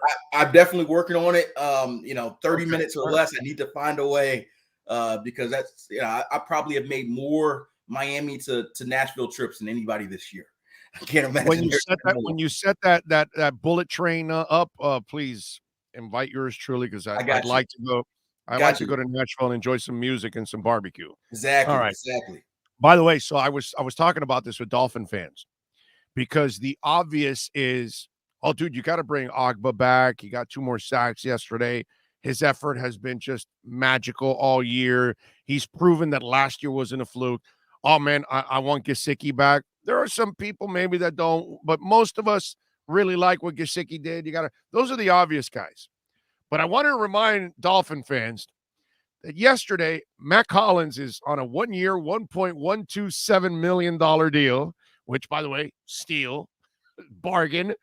He made 2 monster plays yesterday, the 40-yarder, which, he bodied the defender beautifully, slowed up a little bit to get a little separation, all that. It was gorgeous.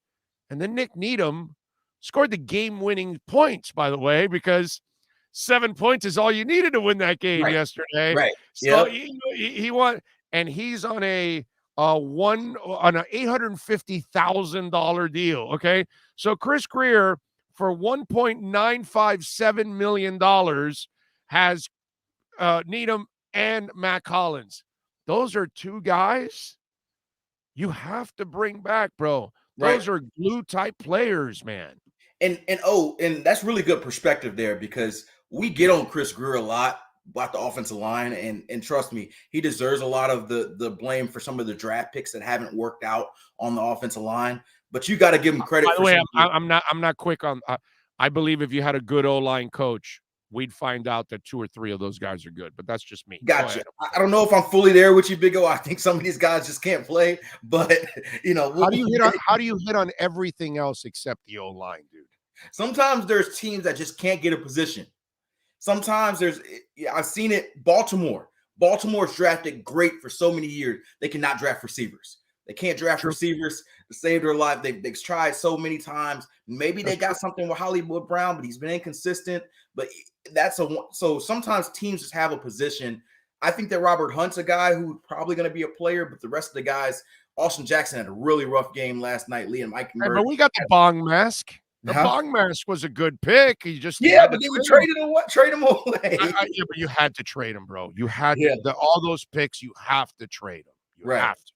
I get it. I get it. I get it. You know, they didn't do much with those picks, but the idea of the trade was very good. So, but my whole point is you hit on those few selections, and that really makes your team. Nick Needham, this is a guy who becomes your slot corner, undrafted free agent, a guy nobody wanted on the street. You turned him into a guy who's probably worth $8 to $10 million a year. Like you said, Mac Hollins, a guy who was discarded by Philly. They just use him as a special teams guy. I still have no idea why he doesn't play more offense. I think that he needs more time on the field playing offense. I mean, you know, I know you've got a guy like Devontae Parker who's played a lot for you, but last night he had 0 catches, 0 targets. You can't tell me Mac Hollins might not have had better use of those snap times. Right? And Mac Hollins is available for you every down, every game, always there for you, always making plays. Yep. You're on my bandwagon now because for the last 2 months, I've been screaming at the top of my lungs, why aren't you playing Mac Hollins? Because in my eyes, he's my number 2 wide receiver. I get it that talent-wise, Parker should be the guy, but I want the guy I can line up every week. I'd line up Mac Hollins every week opposite of Jalen Waddle. Every damn week. Right. Tough guy, can be over the middle. And I love his energy. Like, I know it doesn't impact on the field, but just seeing the guy with the afro flowing, talking on the sideline. I don't know if you saw him pregame. He's got a Santa hat on.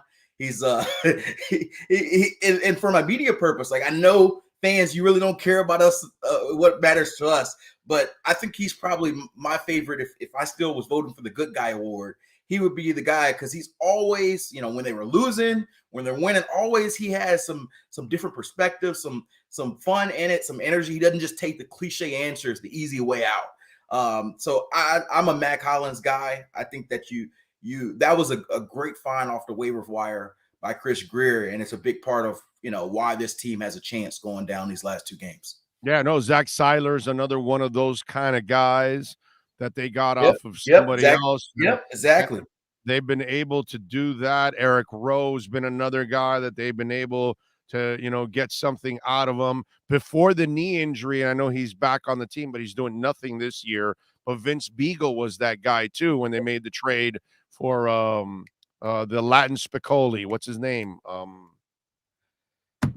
Damn it. You know who Spicoli is, right? From Fast Times at Richmond High? No, man, that's before my time. Oh God, really? God. You need to watch Fast Times at Richmond High, man. All right. You've never watched that?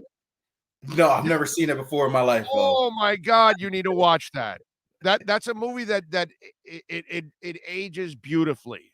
All right, I'm gonna come back. I'm gonna try to watch it sometime. Probably not until, you know, you and your wife will laugh your asses off in that movie. And the amount of famous actors that are in that movie, like babies, they're all babies. And you're gonna go, oh my God, oh my God, oh my God, oh my God. You're gonna go, wow, this whole thing's full of. You got to watch Fast Times at Richmond High. But anyway, we had a linebacker, Kiko Alonso. Yeah, they traded Kiko for Vince Beagle. Yep. Right. And Kiko is the Latin Spicoli. Gotcha. You don't get that now. Yeah. But when you watch the movie, I'm not going to explain anything. I want you to watch the movie. Right. And when you watch Jeff Spicoli, you're going to go, yeah, dude, that is the Latin Kiko Alonso. Yes. You know, all right, I'm gonna watch it. I'm gonna watch it. Did you ever get to deal with Kiko? Did you get to deal with Kiko? Yeah. I spent, I think, a year or 2 with Kiko down here. Okay, and, all right, really nice guy. Yeah, but his way of being, you'll see what I'm saying. Yeah, see ball, get ball. That's Kiko. See ball, get ball. Right. You should see Spicoli, and you'll see what I'm talking about. All right, so overall. Do you think the view has changed for people on Chris Greer because of everything that's developed? So I think the evaluation for Chris Greer is always going to be about the quarterback. It's going to always be about the quarterback. So whether he hits on a guy like Nick Needham or Zach Seiler or Mac Hollins, or whether he misses on the offensive lineman like he has, it's going to be about the quarterback. So it's going to end up being Tua is on Chris Greer's resume. If Tua ends up working out here, Chris Greer is going to be good. If it doesn't, Right. he won't be. It sucks that it's boiled down to one position. There's so much more, but you know how it is. It's a quarterback No, you're right. league. You're And right. whether the position at quarterback works or not is on the GM entirely. I think that there's a change in perception somewhat about Tua, but there's still detractors out there that believe he's not sexy enough to be the guy you win with. So I think there's still, in a national spectrum, the national media, there's still a jury out on Chris Greer, and there's still a jury out on Tua. Yeah. Well, the good thing is I'm old enough to remember they were killing Drew Brees for years. And Yep. then Drew Brees turned into a Hall of Famer, and a lot of people shut the hell up. And I just kind of feel that, once if they figure out the offensive line and the running game, then I think you're going to see a completely different Tua when it's all said and done. And by the way, Drew Brees is my high-end comp for Tua. If he hits his ceiling, he does everything. That's the type of quarterback that you have. I agree. Jalen Waddle's 96 receptions. He's 5 away from Anquan Bolden's record. He probably will catch that record next week against Tennessee. I mean, the pace he's on, right? He catches easily 7-8 balls in every game. He caught 10 yesterday. So you figure that he's going to break this record over the next 2 weeks here overall. Do we realize how awesome this kid is? I know we had a vision of 50-yard bombs and all that kind of stuff, and I know it's going to happen eventually, but I don't think people understand the discipline, the adjustment this kid's had to make, and the fact that they rely on him so much, and that he comes through at this baby of an age. Yeah, I think it's awesome, dude. So Big O, I want to start this by saying that I think you remember from the draft process, I was a Devontae Smith guy. I still am a Devontae Smith guy. And he's terrific. I loved him. I thought that he was the better receiver, and he should have been the pick. And I don't know if I changed my mind, but Jalen Waddle has far exceeded what even I thought he could do at this stage of his career. I thought that he would be the playmaker that we've seen in spurts, but I didn't know if he would be as consistent as a receiver. Like you said, all those receptions, that's your go-to receiver, your number one receiver, not just a speed threat, not just someone who could take the top off defenses. I think in Alabama, he was a 40 to 50 catch receiver. Like you said, he's almost at 100 catches already. So the fact that he's already evolved to this, and we haven't even seen his fullest form, tells me this guy's going to be an all-pro. They drafted at least two potential all-pros in my book.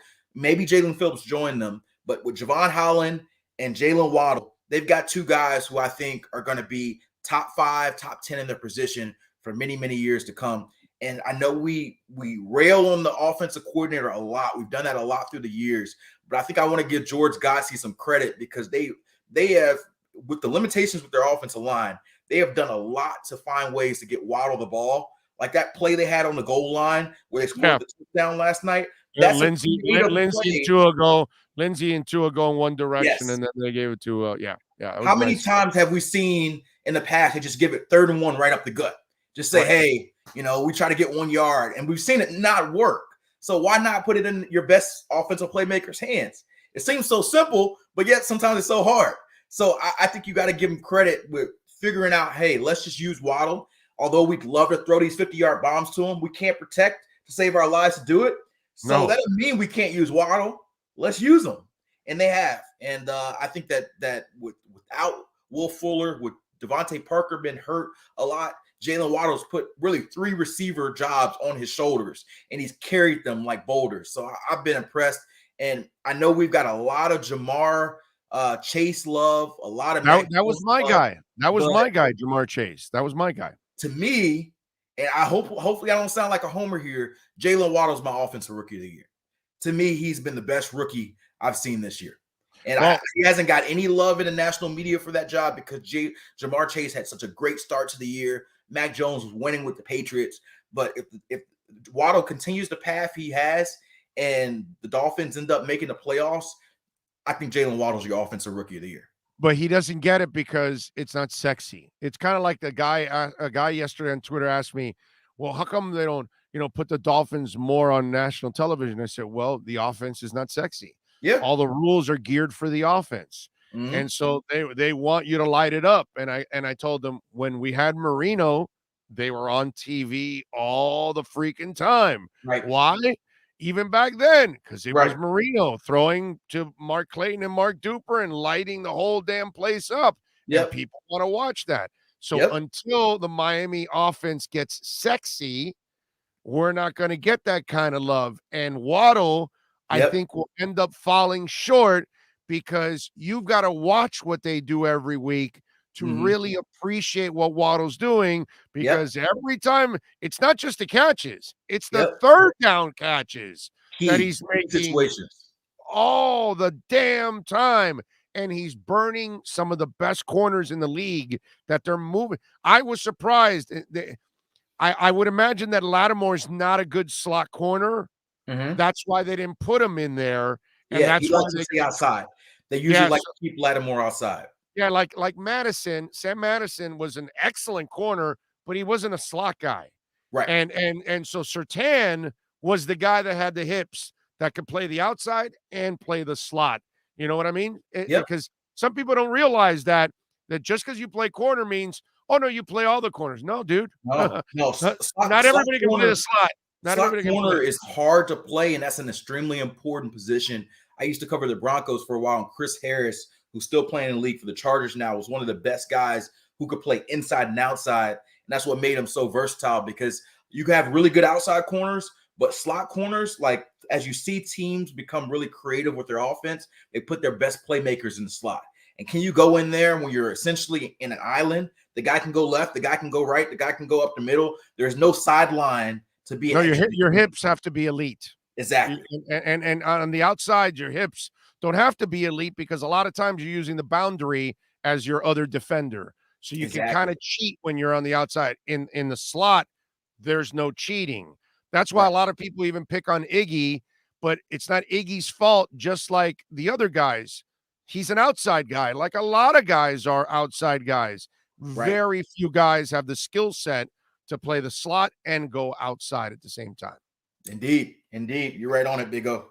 Yeah, so it's just one of those things that's kind of weird. But again, Waddle, and here's the other thing that I like about Waddle, and this is the weirdest part about Waddle. And I don't know, maybe it happens 5 years from now or 10 years from now. I don't think so, because it doesn't seem like it's in his DNA. Dude, they got a receiver that's not a diva. Yeah. I knew you were going there. He definitely does not have diva. Like, he has flavor. He's a Houston dude. And shout out to the Cougs. We're about to play our bowl game in a few minutes here. I'm sure you see the plugs over here in the backdrop. But he's a Houston dude, and you see the Houston flavor, but he does not have an ego. He's one of them. He's selfless. He's always praising other folks. And it's rare to see that. And I love me a diva receiver. Don't get me wrong. I love Chad Johnson. I love T.O. when they're in their prime. If you can ball, if you can be elite, then I will take the diva. As long as it's not a team cancer diva, as long as it's just like hey, I want the spotlight because I'm good diva, I can do it. But to have that rarity, and I'm sure Brian Flores loves it, because that's the guy who does not like divas. Whether you're good or not, he does not like divas. And to be able to have Jalen Waddle in that realm, I think is a big reason why they loved him at that pick. Speed, go-to receiver, and doesn't have an ego, all in one is a rarity. Now, nobody recruits top, the greatest characters of all time in every college team. You're going to have a couple of knuckleheads and all that. But I will say this, Saban has a tendency of getting a lot of really good kids in there that they're not just great athletes. They're like good human beings. Again, you're going to have a couple of, the Rolando McClains and all that kind of stuff. It's going to happen, bro, because it's football. There are just some of these dudes that are so talented that they've got to take the chances on them. But if you really look overall at the Alabama kids that Saban gets, most of them are really good human beings, actually. Yeah, it's indeed. Like character, he really goes after character because he doesn't have a ton of knuckleheads. Right. Everybody has a few, dude. Everybody. Yeah. I think because you have to be such an elite athlete to play at Bama, they only recruit 4 and 5 stars. They can be selective. So if you got 2 5-star kids and one's a good kid, one's a bad kid, well, I'm just gonna take the good kid. Right. Everybody wants to come to Alabama. So I think that's a luxury that Saban has, where a lot of these colleges, if you get a 5-star that says he wants to come there, you deal with the arrest, you deal with the other stuff because you need that talent. So don't underestimate the relationship that the Dolphins and their front office, their staff has with Alabama. We joke about it a lot in the draft process about how many Alabama guys I do, but it's because you trust the guys you're talking to. All coaches are going to sell you. College coaches are going to sell you on their guys. Oh, this guy's great. He goes to class. He does this. A lot of them are lying to get their guys drafted higher. If you trust a coach like the Dolphins trust Alabama, you can believe that this guy is going to be right for your program. And plus, as you keep taking them, the track record's there. Yep. Raekwon Davis to Jalen now. So you start to look at it and it's like, well, it's paying off for us. Right. They're good people, not just good players. And that's just those are enormous building blocks overall. All right, man. Any injury news or anything you found out about the game last night that we didn't know about? No, they actually came out pretty clean. You know, Flores is going to talk, I think, in a couple hours. So, but I don't think there's anything that's going to be alarming for folks to worry about. I did think it was interesting to see how the backfield rotation came about. There was thought initially going into the game that Myles Gaskin was going to have a bigger role, and instead it was a lot of Duke Johnson and Phillip Lindsay. So I think as you're going forward, you're seeing the new guys, Duke Johnson and Phillip Lindsay, have a bigger part of that overall backfield, and Myles Gaskin. You're also facing punishing defenses. Exactly. And I think that you need more power in these kind of situations, and Gaskin doesn't bring that. And this week, the Titans, another powerful defense. The following week, oh my God. It's like it gets, because New Orleans wasn't as tough because they weren't healthy. But if they were healthy, it would have been a bitch of a defense last night. And then you get Tennessee, and then freaking New England has got one hell of a defense. And I think that's what Flo sees, that he goes, I'm going to need a little more muscle in there. Look, Duke didn't do that well, but that 110-yard run was huge, was big. The bar went crazy last night where we were at. So on that one, everybody was yelling Duke and all that in the bar. It was fun. That was cool. Absolutely, man. All right, man. Good stuff as always. I appreciate you taking some time, Cam. Thank you. All right, Big O. You got it. There you go. Cameron Wolf, baby, with our Fort Lauderdale Police Department, Miami Dolphins, and NFL report.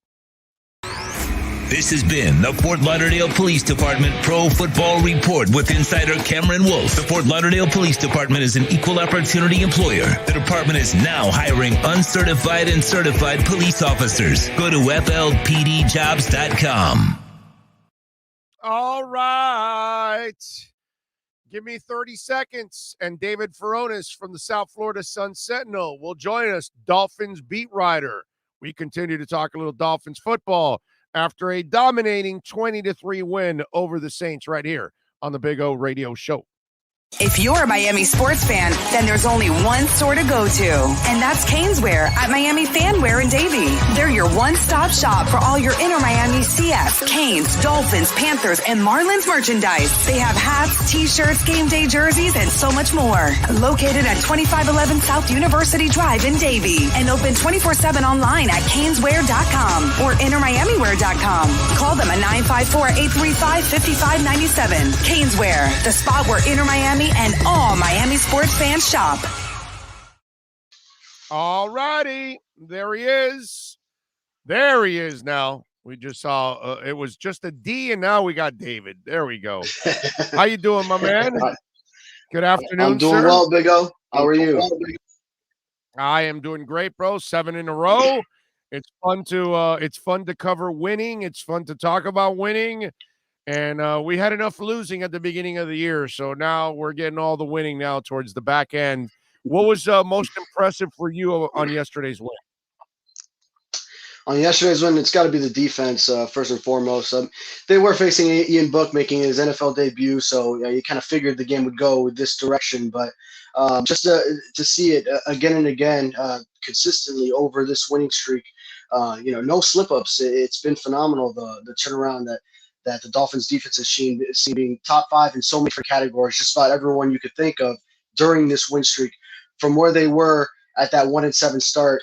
Of course, the competition has had a lot to do with it, but it's still the NFL. It's still professionals on the other side. So to consistently do this throughout a 7-game stretch in the NFL is still very impressive. And listen, in the end, they are a 1-7 team that had to do this. So if you're 1-7, you're not very good. So whoever you're beating is good. I mean, it's kind of, you know what I'm saying? It's kind of unfair to always diss the competition when we can't really look at them as elite at that moment. When you're 1-7, you're pretty bad, dude. So any victory for you is a good one. And crap, man, winning on the road, that's enormous. Right. And a lot of those wins, they were beating the spread in a lot of these, so exceeding what most people would expect of them in those games, if you will. So, and then Right. even yesterday, they were only 3-point favorites on the road.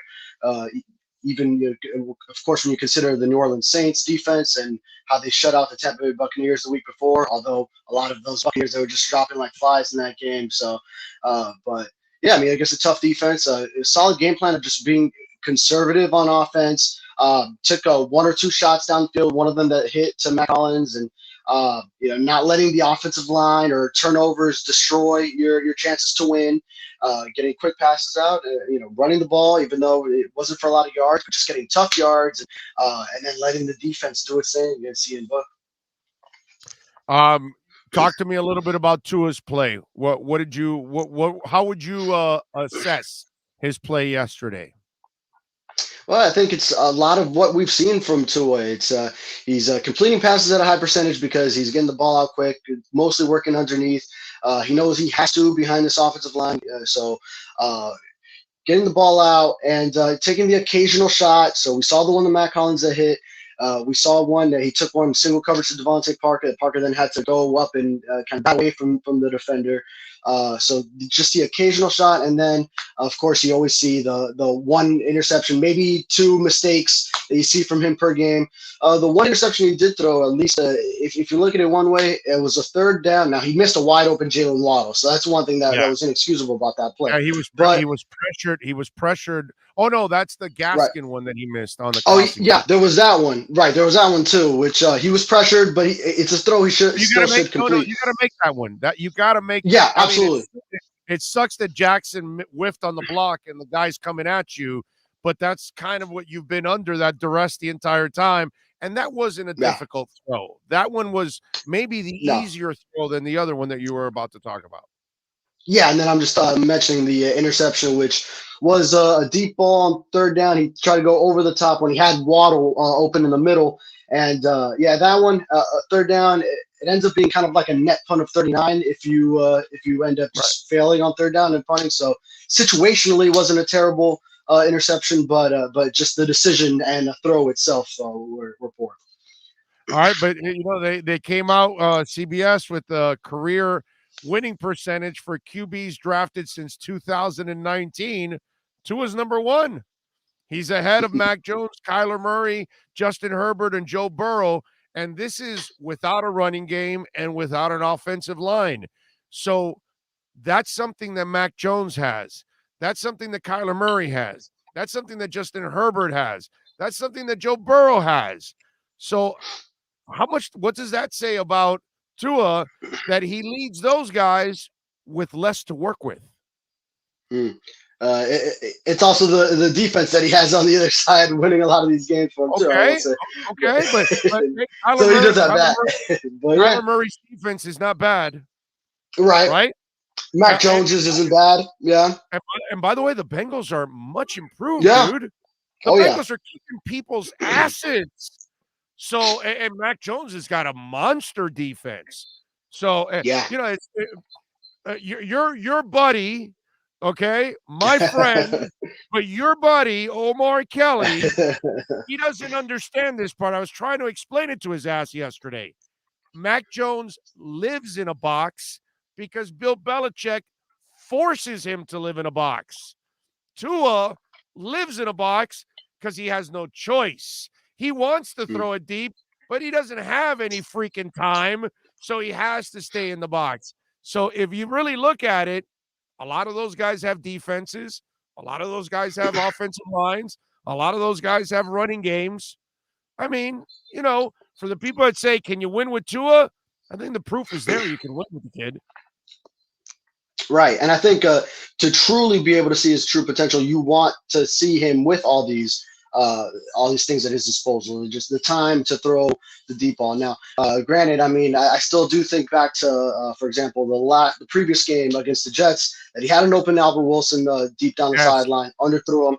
And so, yeah, he had an opportunity there to show it. And then the underthrow allowed the defender to catch up and make the deflection. So, yeah, I mean, you do want to see him David, with all these things. David, if we watch every quarterback, they're going to have one or two bad throws. Of course. You know what I mean? So are we a little overcritical of Tua sometimes?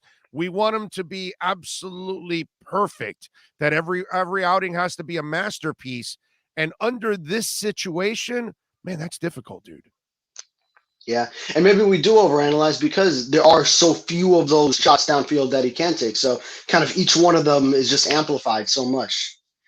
That's a fantastic point on your part, dude. That is a great, great point, because there are so few opportunities that the few that you have, you better hit. And if you don't, I get what you're saying. That it really magnifies. That's a great point. David Furones, by the way, joining us on the program. Remember, you can follow him on Twitter at @DavidFurones_. Catch his work there at the South Florida Sun Sentinel as he covers the Miami Dolphins on a daily basis. You look at Nick Needham, the growth of Nick Needham, dude. And one of the things I mentioned to folks is that guy's playing on an $850,000 contract this year.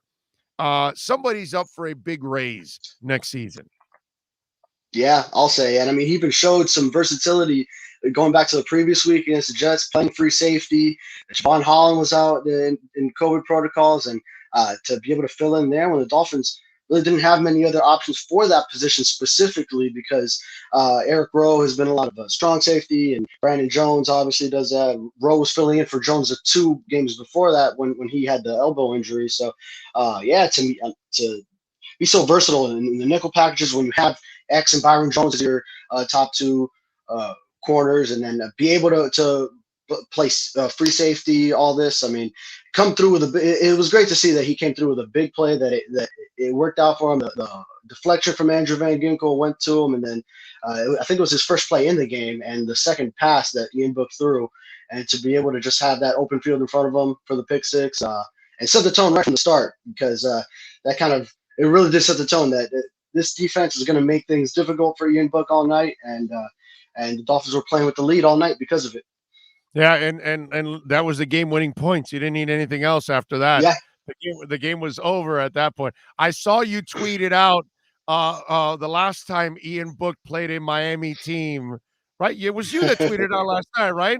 I'm pretty sure. I tweeted out the video. It was the interception against the Trajan Bandy pick six, 2017.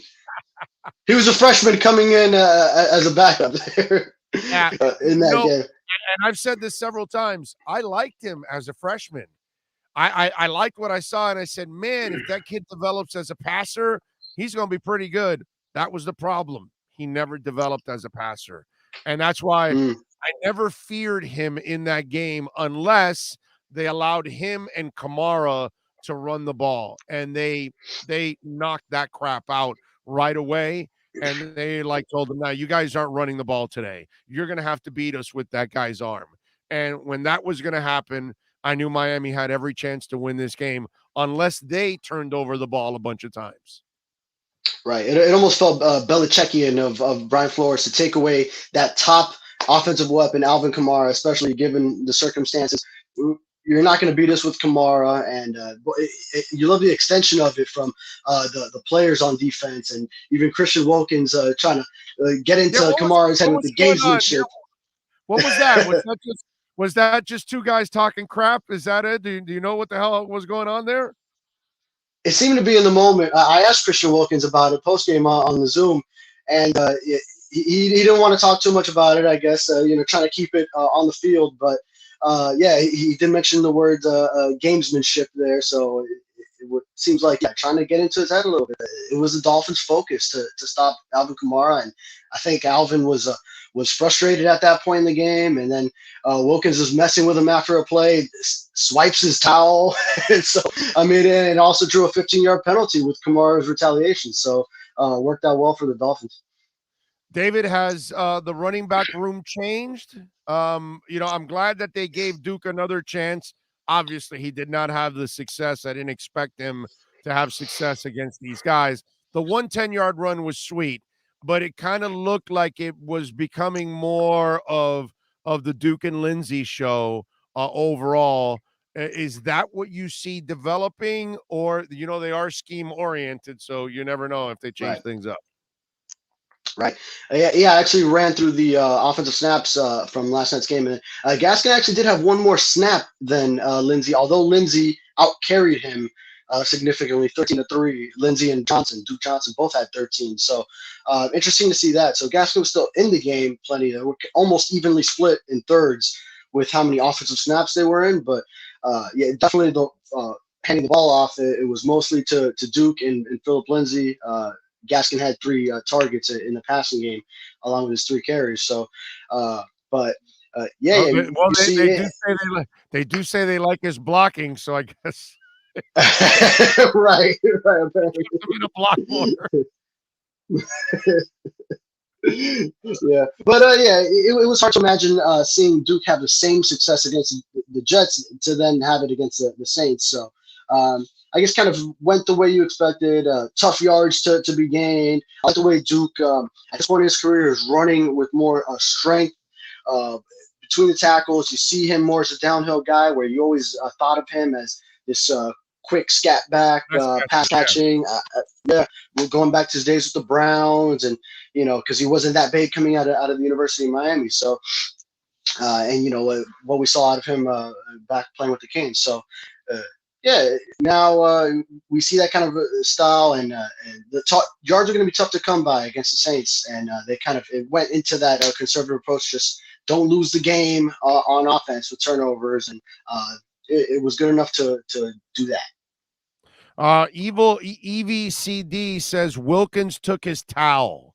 I didn't notice that. I got to go back and check it out. Oh, you did? Yeah, he did. Right. That's what it was. So then Kamara came back to retaliate and push him in the back. That's what happened. Okay. Oh, okay. See, I'm in a bar, so I guess I missed that part there. I just saw the talking. I didn't see that exchange. So you guys ended up seeing something I must have missed there at the bar last night. This week, man, it's the Titans. You had a better time though at the bar. Huh? You had a better time at the bar. I have such a rough life. You know what I'm saying? It's 31 years of just talking sports and covering at bars and stuff. It's a rough life I live there, David. You know what I'm saying? We got the Titans this week, my brother. What do you think about this game up against Ryan Tannehill and the boys? Yeah, I'm excited to see this defense go up against Tannehill without Derrick Henry in the backfield for him. So, we've seen he's been a little uneven since Derrick Henry went down.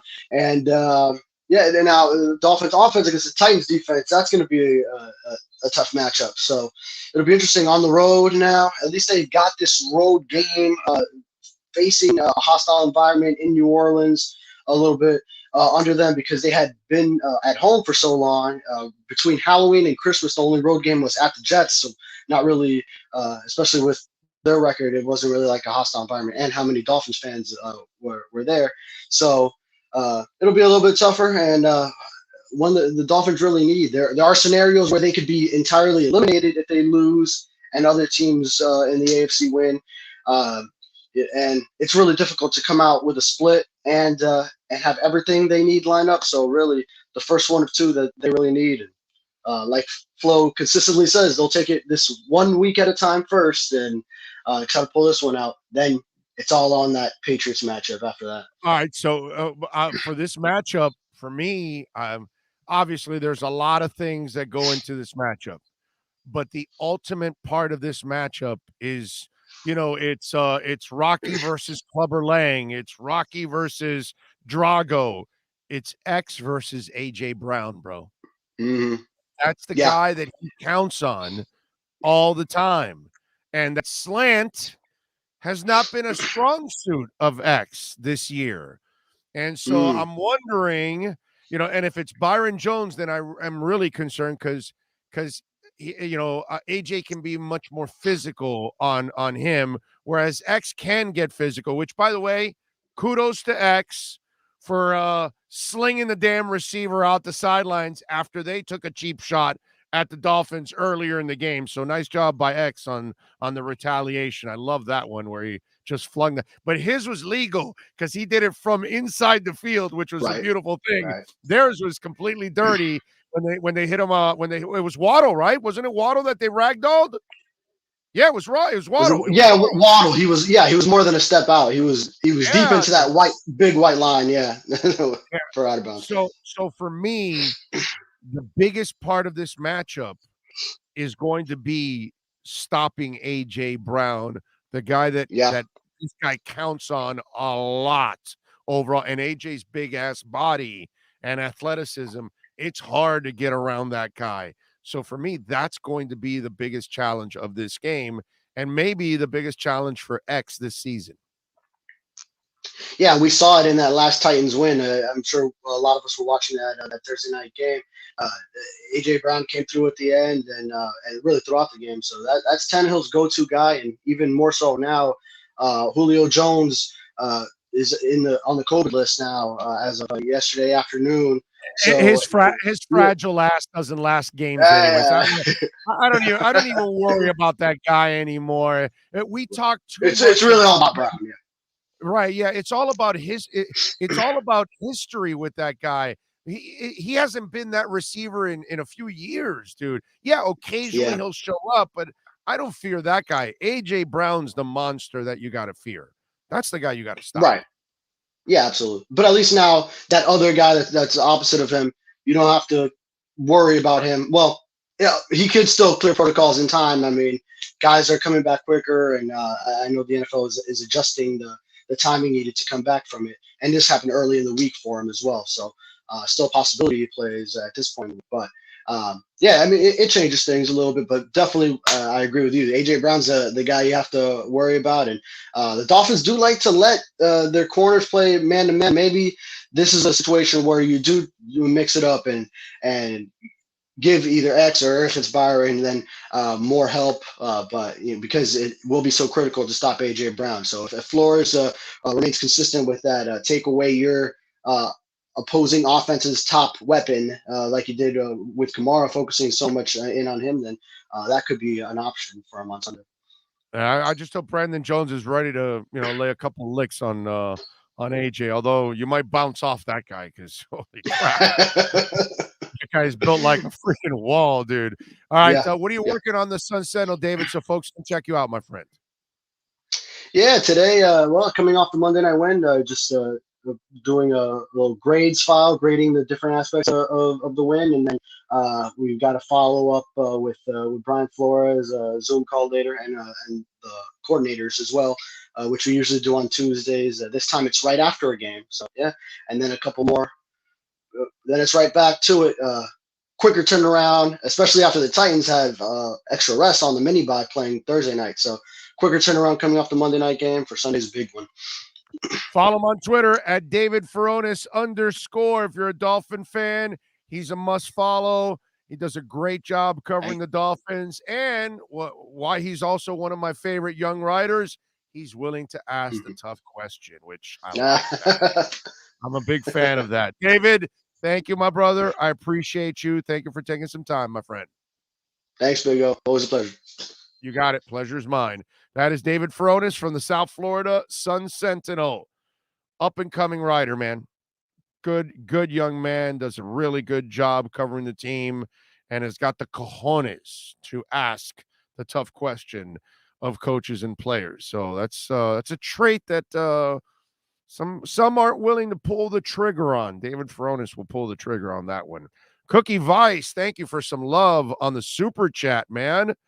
It says, Big O, rooting for the kid, but not impressed with Tua. And in your opinion, who's responsible for the 4 O-line picks? It's 5, and it's all the front office. But what I'm saying is until you get an O-line coach, I don't think you can judge the O-line. And judging the O-line now is just not good enough. All right, so I guess this is the incident I missed. As always, Wilkins, Sean is on top of it. Oh, there it is. Like, wait a minute, and he comes back. I love it. That's great. I didn't see that. That's fantastic. That is awesome. So awesome. Chuck Terzian, thank you also for some love on the super chat with a sticker. I love it. The sticker that says, wow. It's a beautiful thing. And remember, if you also want to make a donation, you can make it through Cash App or Venmo. That is Cash Big O Show. That is Cash Big O Show on Cash App or Venmo. Cash Big O Show. Always appreciate it there if you want to make a donation. NorCal says 228 likes with 532 watching. Less than half your listeners. Come on, multitask. Let's go. Smash the button. I agree. 541 people watching. Let's go. Smash the button. If you're listening on the podcast, smash the button. All right. Please smash that like button. So we have had now people backtrack on Chris Greer, right? Because you look at the team. Well, you're hitting on Jalen Waddle, right? You're hitting on Mike Gesicki. I think you've hit on Tua Tagovailoa. Myles Gaskin was a good 7th-round pick overall, if you really want to look at it. Durham Smythe has been productive as a 4th-round pick, right? Hell, Isaiah Ford is productive as a 7th-round pick. You know, you start to look around, right? And the draft picks, more often than not, you've hit on them. Outside of the O-linemen, which we can agree to disagree on that, whether it's coaching or not. I believe coaching would unearth 2 or 3 of those guys, but that's just me. And then you look on defense, obviously Raekwon Davis, Christian Wilkins, Jerome Baker, Andrew Van Ginkel, Jalen Phillips, Brandon Jones, Javon Holland, these and Xavier Howard from a few years back. But all these draft picks have worked out, right? Overall for the Dolphins. Talk about draft picks now. And obviously there are some free agents still sprinkled in that we've talked about them, from Matt Collins to Nick Needham to Seiler to Emmanuel Ogbah, that have worked out. Even Adam Butler has gotten better. And what's it called? Also, Eric Rowe has been a good free agent pickup for them, right? So it looks like the narrative with Chris Greer has kind of changed, right? People are kind of backing off a little bit now and saying, well, wait a minute, hold on. You know, the talent's kind of developing now, you know, front office has been all right. So here's where it also starts to change for Chris Greer and some of you out there. What was the other thing that people were picking on Chris Greer for? Oh, you made that trade, and now we're going to give away a top 5 pick to the Philadelphia Eagles, and we're going to have a shitty pick. Well, Jimmy Garoppolo, shocker, is injured again. He's got a fractured finger. He's also got a little fracture to himself because he also played like crap there recently, but he chipped a bone and tore a ligament on his thumb.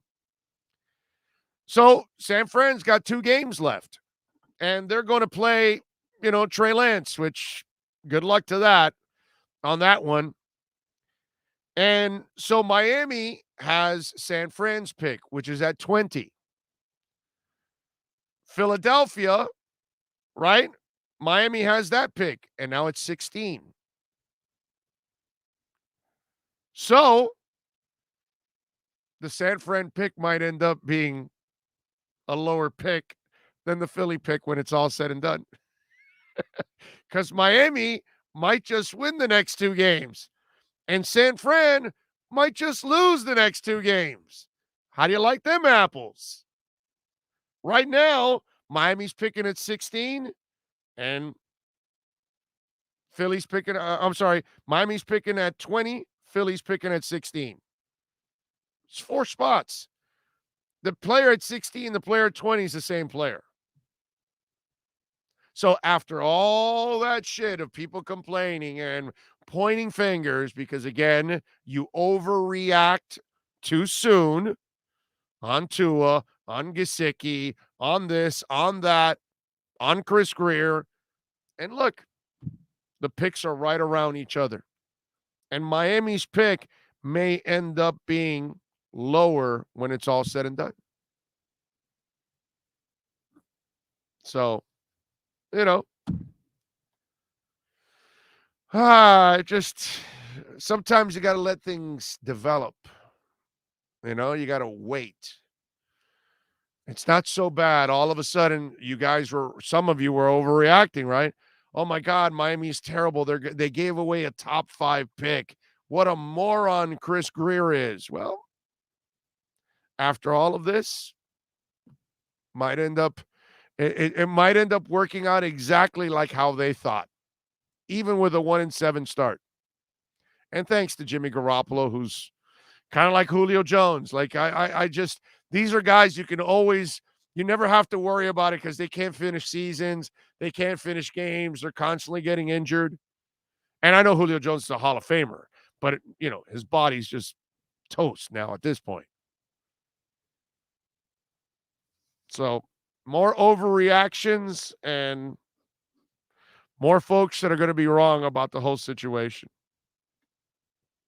By the way, I got to give Elizabeth Hurley a lot of credit. 56 years old, and she wanted to get in her 90 to say Happy Christmas to everybody. Okay?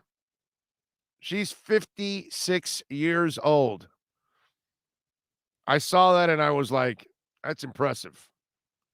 That's impressive. 56 years old. Does that woman look 56 to you, Sean? What would you say? 36? Maybe 40? Yeah, right? 36 to 40? I don't know. She's 56 years old. Elizabeth Hurley. Strong.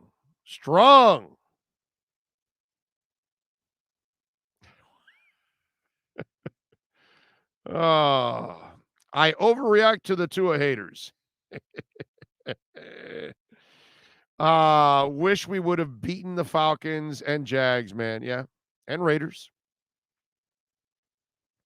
George says, yep, right on, Big O. At the end of the day, the picks will be basically a wash. So at the end of the day, good trade. It's just whether it was a good trade or bad trade, I just laugh at the overreaction early in the season, and we don't let the whole thing develop and wait till the end of the year and find out where the picks are. You know what I mean? It's like, oh, no, he's an idiot. Well, wait a minute. The season hasn't finished yet. Oh, it's a terrible draft pick. But wait a minute. His career's not over yet.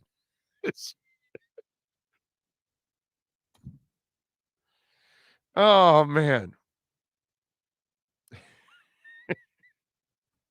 It's what I love. Did you guys see Christian Wood yesterday? I doubt any of you were watching because I wasn't. But I did see the highlight, and I wanted to bring it forward to you guys.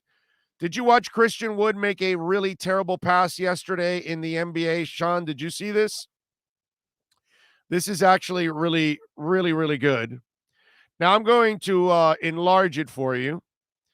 And we're going to play. And Christian Wood will grab a rebound, and he's going to throw it this way. Okay? There's a lady walking around here. I want you to pay attention. All right? Roll tape. Grabs a rebound. Steps. He passes.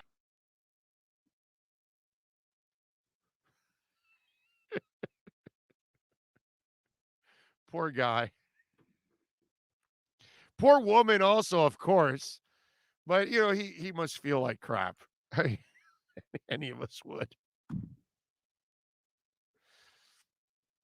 Yeah, she got a free T-shirt, Jeff Fernandez says. Yeah, that's it. Give her a free T-shirt for that strawberry she has in her head. Right here. She went viral also. That's one thing. She could actually make that an NFT. And somebody would end up buying it and then reselling it, and she'll get money from it.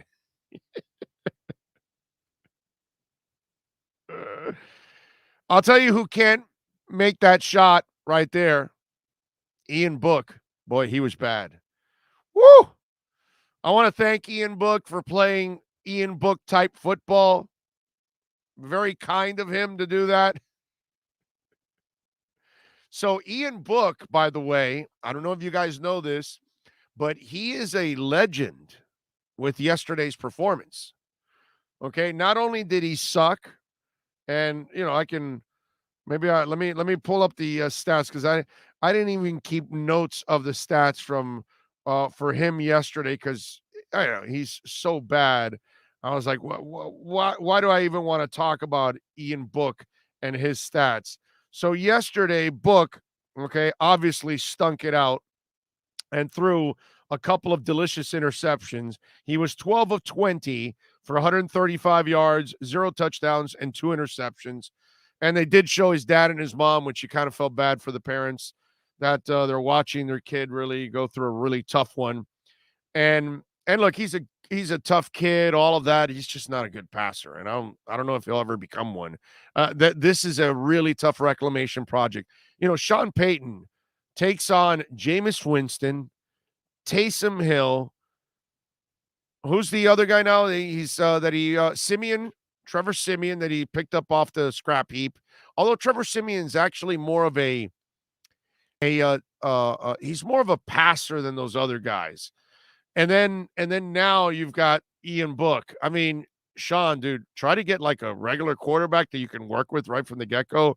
But Ian Book, with his loss yesterday, has now made it 0-24 for Notre Dame quarterbacks now. Yeah, we're far removed from the Joe Montana and Joe Theismann days. For those of you that don't know the story, his name is Joe Theismann, but he changed it to Theismann, so it goes with Heisman, and then that's why they had their campaign back in the day. So we're far removed from Theismann and Montana. So Ian Book was 0-1 with last night's start. Before that, we had Deshaun Kaiser, the great one, who was 0-15. Then we had Jimmy Clausen, who's 0-4. And then we had the great Brady Quinn, who was 0-4 as a starter. That's 24 straight losses for Notre Dame quarterbacks in the NFL. Wow. That is bad, ladies and gentlemen. That is bad. 0-24. Wow. Big O, did you throw out your Tannehill jersey? No.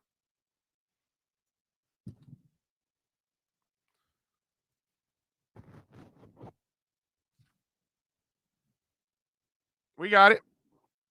But you know what? I gotta change the H to a K. I gotta do that. Because there's no way that you know what I'm saying? And it's funny because, obviously I'm the one that started the whole Tannehill thing.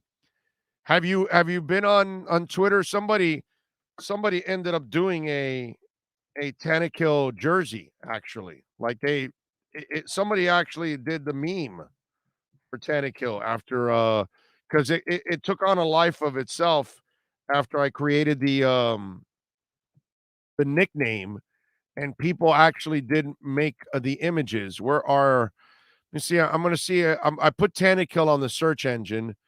See if the jersey comes out. But somebody actually did come up with a Tannehill jersey. What is it here? I know I saw it once. And I laughed my ass off, whoever did do the Tannehill one. But this is like, they're actually showing ones that they really like sell. It's not what we want. We want one that somebody actually altered. It's a beautiful thing. I know I have it somewhere saved.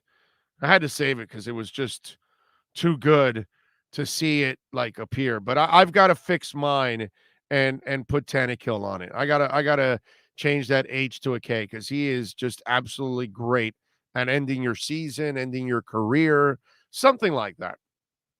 He will kill it. Uh what is this? Dornell Oscar. Thank you, sir. Or Oscar Dornell. Is that what it is? Big O, I've been listening for a while and great content. I do think a lot of these negative, judgmental comments are coming from individuals who play too much Madden and never played real football. Yeah, maybe. Or maybe they're also Jet fans hiding as Dolphin fans and, they're masking it that way.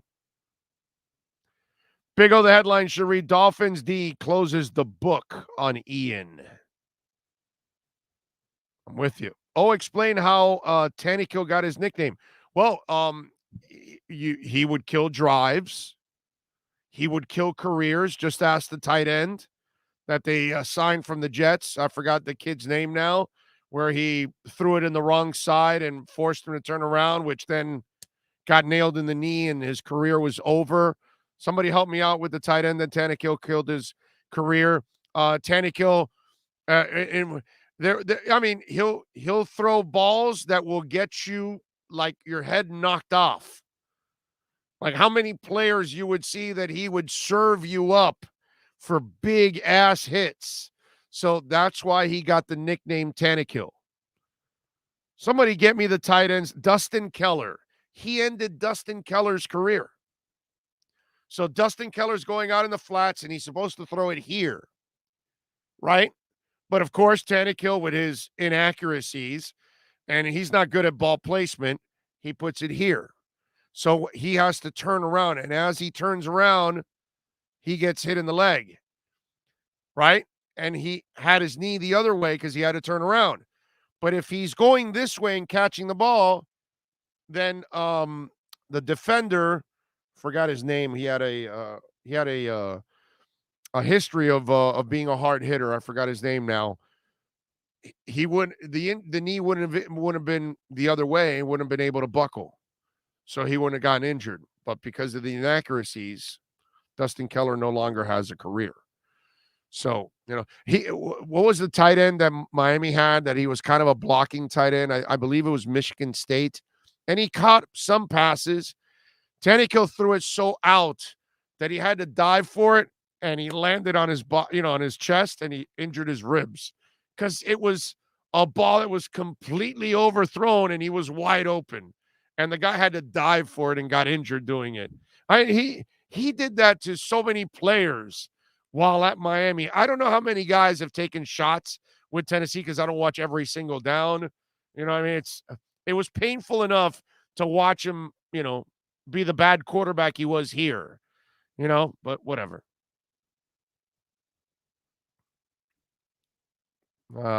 Sims, that's it. Deion Sims.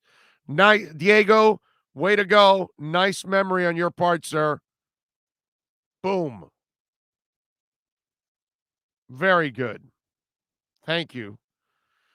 Big O, what's your thoughts today on Flo? Have they... Did he hire an offensive staff that I didn't know about? Okay, so when he hires an offensive line coach, an offensive coordinator, all right, and a QB coach, then you can ask me that question. People don't understand that it has nothing to do with wins or how this season ends or none of that. Just go look at the offense. That's all. NorCal says, I have a terrible memory, but great brownies. That's good. I like it. Share. The Greater Good says, Shula never cut Thiesman.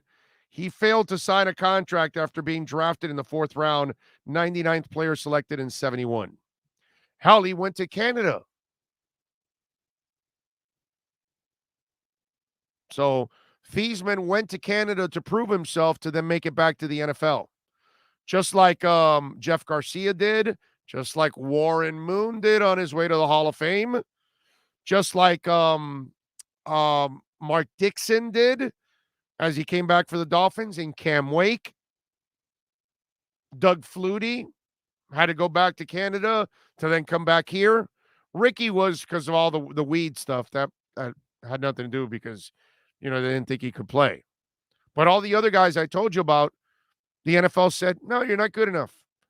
And then they went back. They had the balls to do what Kaepernick couldn't.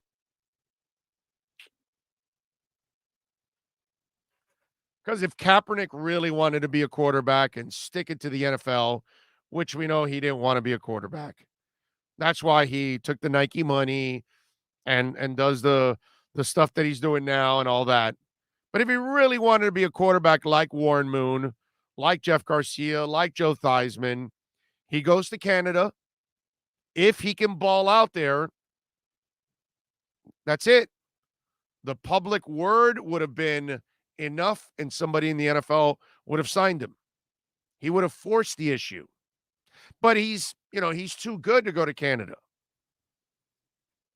Yeah, because, of course, he can be compared to Warren Moon, right? Sure, of course he can. Yeah, he's in Warren Moon's caliber as quarterback. I always laugh at people that tell me that. No, he wants to be a quarterback. Get the hell out of here, dude. Kiss my ass. When you want to be something, when you want to keep your dream alive, you keep your dream alive. And you do whatever it takes. You go play in the Arena League like Kurt Warner had to play. You go to Oronde Gadsden and you go play in the Arena League to try to work your way to the NFL. When you want to really keep your dream alive, you do what it takes to prove people wrong. But since he knew deep down inside he really couldn't prove people wrong, he took the road he took. But hey, any of you out there want to believe the bullshit that Cap sends out, knock yourselves out, dude. Knock yourselves out. I'll respect the guys that I just mentioned that actually fought to keep their dream alive. Those are the guys that I'm going to respect. Yes. Zeus Assassin says no one should discount the 7-game win streak. Good teams take care of business no matter what. Miami can keep it going. I think Tua can outplay Tannehill this Sunday. No doubt. No doubt. The trade to move down was a great one. We got the guy we wanted, always Waddle, and acquired the extra first-round pick in 2023 in the process. Awesome job. Gives us capital and leverage moving forward. Yeah, George, you're just making sense. That's all. Oh, you know what? That's a good one, Tremolio. Joe Cap went to the CFL. Very good. You are correct, sir. Forgot about that. That's what real people want to keep their dreams alive. They actually do it. That's what they do. Texans trade got us Waddle, Austin Jackson, and Holland. 2 out of 3 is fantastic. I'll take 2 out of 3. Oh, did you trademark Tannehill? No, I did not. No, I'm not gonna trademark it. Didn't Kurt Warner go? No, I think like I said, Kurt Warner went to the Arena League. Kurt and Oronde Gadsden went to the Arena League. Lifford Hobley was a scrub. Okay? Was a scrub in the NFL. When the players were on strike, he was one of the scrub players. And Shula kept him. Only guy he kept from the scrub teams. And Lifford became one of our guys for several years. That's what you do, baby. You're a musician. You can't get a contract, right? Atlantic Records won't sign you. RSO, Sony, Elektra. Nobody wants you. So you're an artist. Do you give up? No, you go overseas. Try to make it in Europe. Try to make it in Asia. The Runaways, never big here. Enormous in Asia. You fight to keep your dream alive. That's what you do. Okay? He didn't want to keep his dream alive because he didn't believe in his abilities. That's all. It's pretty simple. All those other athletes I mentioned, they believed in their abilities. They did whatever they had to do. Like basketball players that say, can't make it in the NBA, I'm going to go play in Turkey. I'm going to go play in Greece. I'm going to go play in Italy. I'm going to go play somewhere to keep my dream alive. Because maybe I might be able to come back to the NBA. Those are the people I respect. Because a lot of people have been told you can't do it. But then what do? You give in to them? No. Mark Dixon didn't give in to him. Cam Wake didn't give in to him. Some guys are soft and they gave in. Cap was soft. Gave in, man. Didn't have the cojones to fight. It's a shame. I think Egwavon, yes, very good, sir. Egwavon was a CFLer. There you go. Another guy I respect. Let's see. What else do we have here? I heard Jim Caldwell interviewing with Raiders for head coaching spot. B-Flow had a winner on his staff, and it's tough to find winners. B-Flow will find his staff this offseason. Help Finns give B-Flow next year. Well, I don't know what proof you have that he's going to find it, but I hope you're right. I hope you're right. I've been through this mess a couple of times, and I don't want to see it again. Don't want to see Cam Wake and Rashad Jones and company get old on me because you can't figure out the offense. I don't want to see Jason Taylor and Tim Bowens and Sam Madison and Pat Surtain and Zach Thomas get old on me because you can't figure the offense. And now I don't want Javon Holland and Brandon Jones and Jalen Phillips and Agba and Wilkins and Raekwon Davis and Baker to get old on me and Nick Needham because you can't figure out the offense. It's food for thought, man. We've been at this several times in the last 25 years.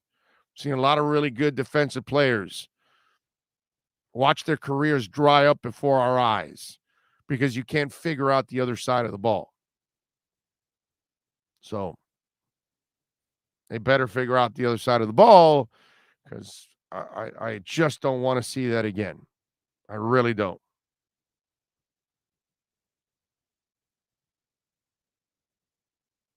So, I am afraid no important and head coach will want to play for a Ross, who is not. No, that has nothing to do with that. You get the right coach. You got a front office that can draft talent. Coaches are going to want to be a part of this. I just mentioned a bunch of names. Think people are going to want to coach these guys? Come on, man. John says, so what you're saying, it's like saying if Rosa Parks simply just wanted to get where she was headed, she should have just taken a seat at the back of the bus. No, dude, she fought. She fought for what she believed in. So did Warren Moon. And so did Joe Thigh. You obviously missed the point, dude. You like the light bulb didn't go on, dude? You didn't get it? You didn't understand that Cam Wake fought. They told him you weren't good enough for the NFL. He went to the CFO to come back to the NFL to tell him F you. They told Warren Moon, you're not good enough. We're cutting you. You're going to the CFL. Go freeze your ass off. Okay, now I'm back to tell you F you. Joe Theismann. Oh, you're not good at. Wait a minute. I won the Heisman. I'm not good enough. Okay, I'm going to CFL. I'm coming back, and I won a Super Bowl. F you. They fought, dude. Cap didn't. You keep missing the point. These guys had balls. Cap didn't. If Cap goes to the CFL, and if he's a real player, he balls out. Everyone sees it, and they demand you sign him because half the league doesn't have a quarterback. But when you get beaten out by Blake Bortles, or no, it wasn't Bortles. Was it Bortles? No, it wasn't Bortles. It was the other Missouri kid. What was his name now? Damn it. You get beaten out by him, and then you don't fight. You talk a good game, but you didn't fight. He wanted to do what he's doing, dude. He wanted to be part of the movement. That's it. He didn't want to be a quarterback. I've watched people keep their dreams alive in every way, shape, and form when they've been told that you can't do it, and they've fought everything to get back to doing what they love to do. In every walk of life, it happens. Okay? He had an easy way out. Nike gave him the money, and he didn't have to go out there and prove people wrong anymore. He could live behind the myth, which, of course, has you hook, line, and sinker. I got you, bro.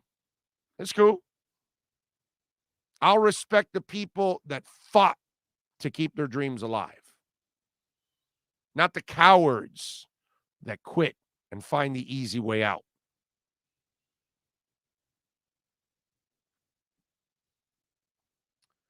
Excellent point, Colin Cap would have 7-8 suitors in the CFL. He could have made $500K, keep his dream alive. I watched Flutie and Moon up here and knew these guys had a chip on their shoulders in the NFL. Of course, dude. Those are the people you respect, man. People that fight and fight and fight and keep their dreams alive. Lots of people have been dissed. Lots of people have been told you can't do this. And they've come back to do everything they said they would. And they've proven people wrong. Those are the people that I admire. So when it comes to not Gabbert, that's it. Blaine Gabbert. Thank you, Do Kai 305. You demand. Not Drew Lock. Drew Lock is a little younger. Drew Lock is he is the Missouri kid. You're right. But it's Blaine Gabbert. Blaine Gabbert beat him out. Let's see what else. Someone's staff will get the boot and kick the tires and see if any of them are better than what we have. OC's and O-line coach. I'm sure Greer already working and prepping for those guys. Joe, he already did that with him. He gave him Greer's the guy that gave him Gailey. Greer's the guy that gave him Fitz. And he wanted the Three Stooges at offense, and he wanted Jabroni Brisket.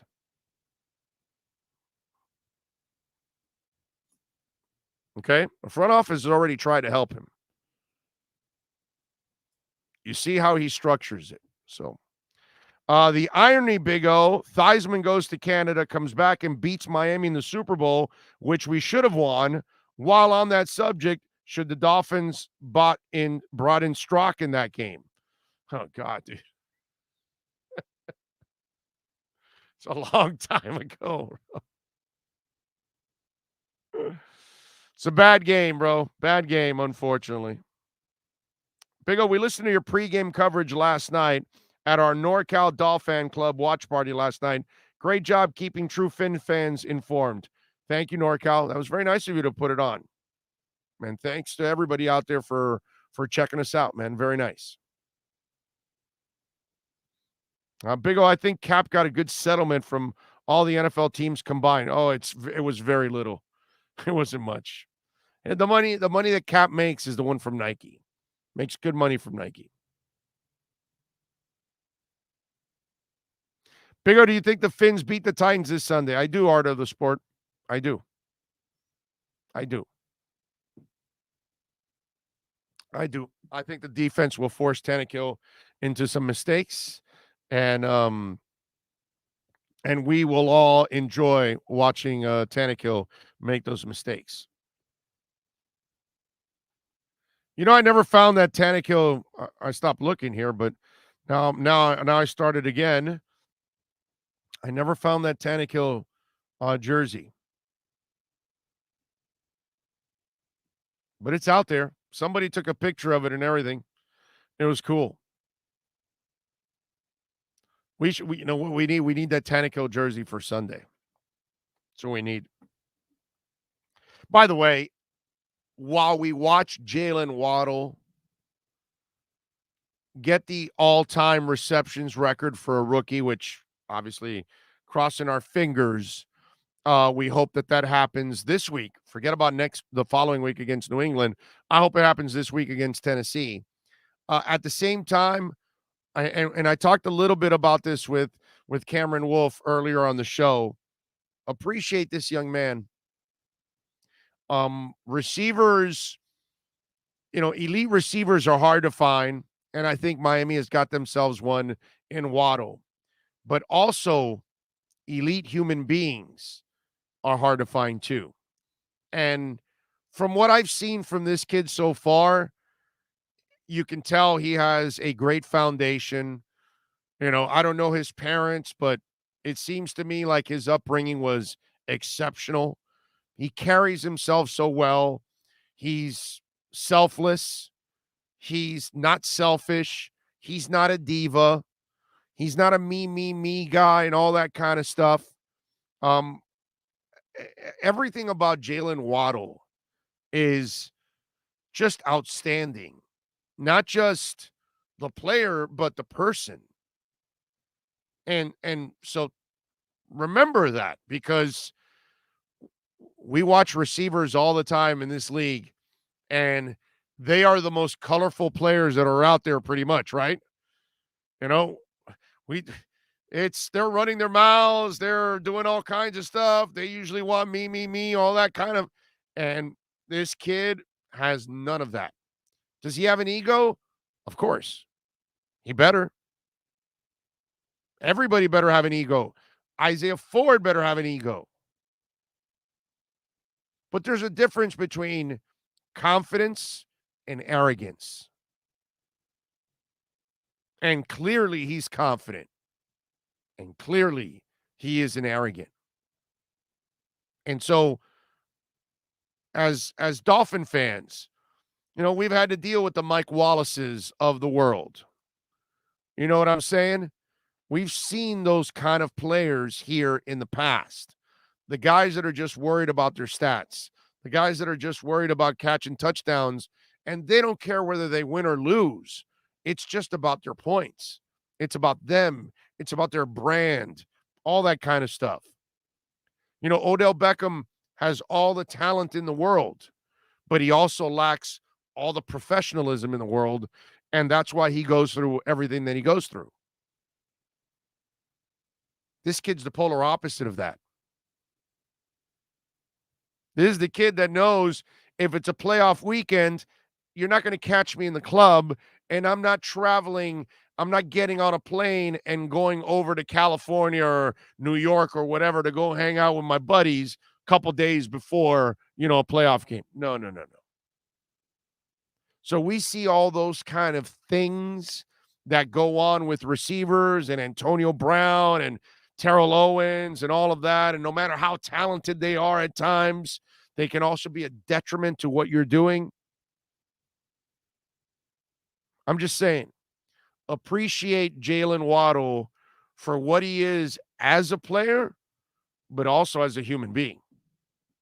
Because he is mature beyond his years. He is mature beyond this generation. Okay? Because the crap I hear from this generation at times, it just, maybe I'm the old man, get off my lawn deal and all that right now, but I just got to tell you, I don't know who his parents are. I don't know what his upbringing was, but those people know what the hell they're doing. They put together a solid human being. Okay? Pretty cool to watch Jalen Waddle.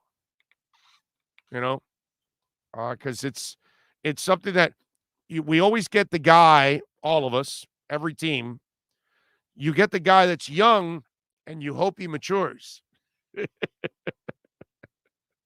Right? This is a kid he's matured.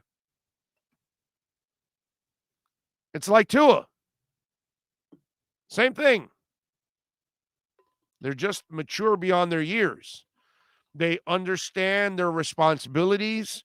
They understand the position they're in. They know what's demanded of them. And they're not there to complain. They're there to get results. And when they don't get results, they don't point fingers. They don't blame others. They try to find the solution on their own. That maturity is priceless.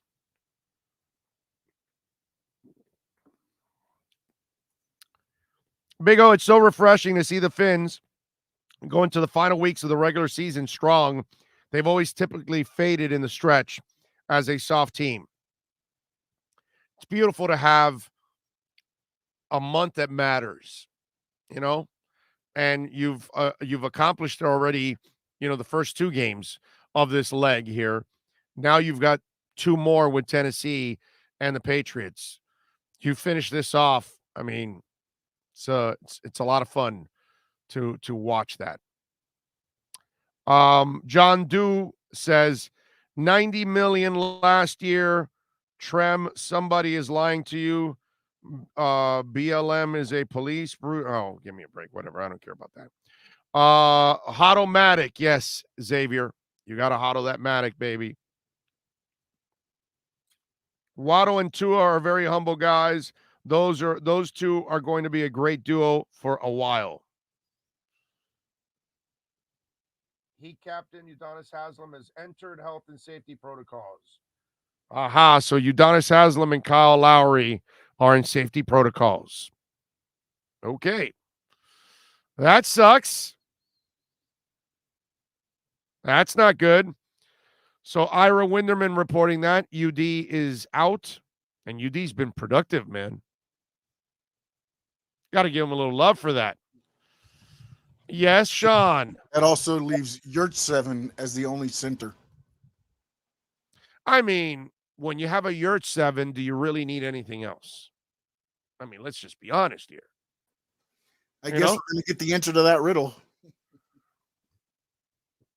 Oh, they'll have somebody signed by tomorrow on a 10-day contract or something, right? Because you can make up for it because it's a COVID thing.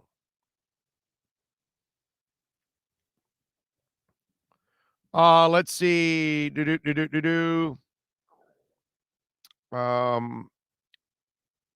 CIK442 says Tua needs to put up more than 13 points next week, regardless of what's around him. Good offensive coaching scheme last night. We didn't do much run pro. Dude, you can't do anything if the team's not that good offensively. They can only do so much It's really hard to ask him to go out there and be absolutely perfect. You know what you can't do is what Justin Herbert did this past week, where you throw a pick six when you're trying to drive to win the game or tie it. That's what you can't do. So what Tua can't do is make the mistakes that will lead to a loss. And yesterday he didn't do that. Yesterday he helped them win. And yesterday, actually, they only needed the Nick Needham interception touchdown. That's it. That pick six is all they needed. Pick 7. It's just hard. You guys want more from something that is very, very remedial. By the way, for our listeners out in the a little bit in the deep south, not as deep as where we're at, but after that tornado that went through, AccuWeather forecasters are now eyeing a developing storm as it pushes across the Midwest in the coming days. Stormy weather is forecast to develop across a wide swath of the central eastern United States.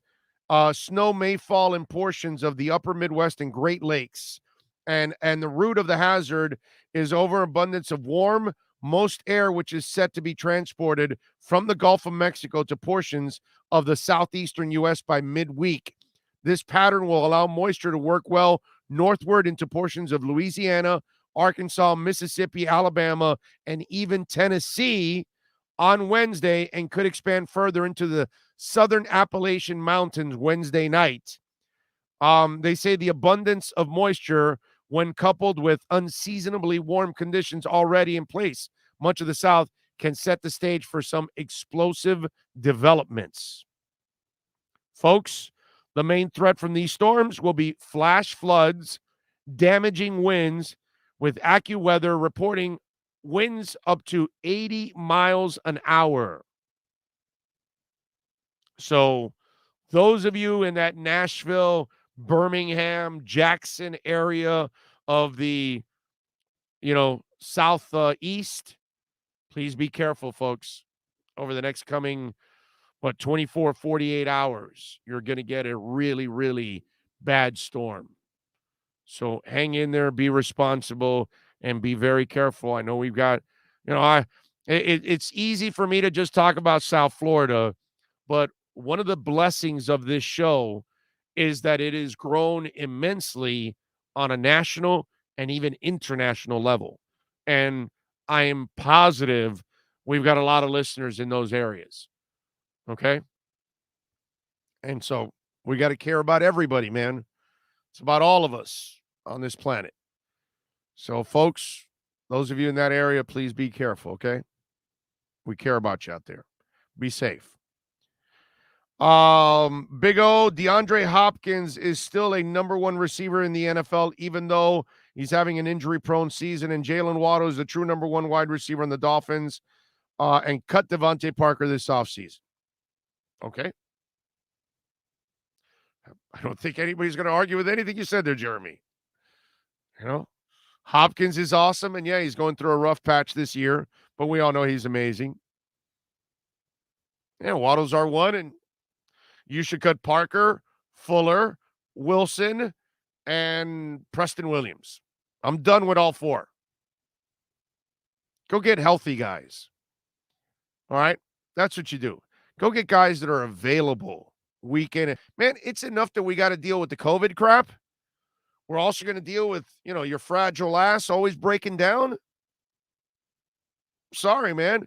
If your body can't hold up, then you can't be in the league. I know it's not easy, but that's the freakish skill you have to have in the NFL. You got to know how to stay healthy. All right, folks. I think we've done enough today. We did 3 hours and 14 minutes. Please smash the hell out of the like button for those of you there. All right.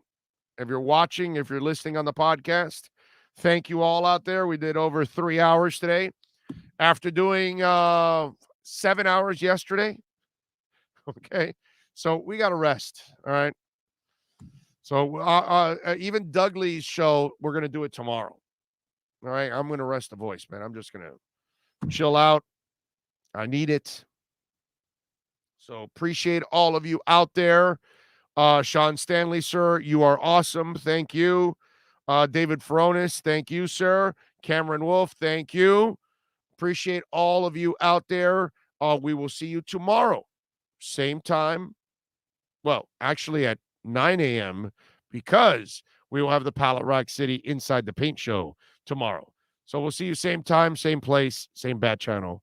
Have a great one. This is the Big O Show.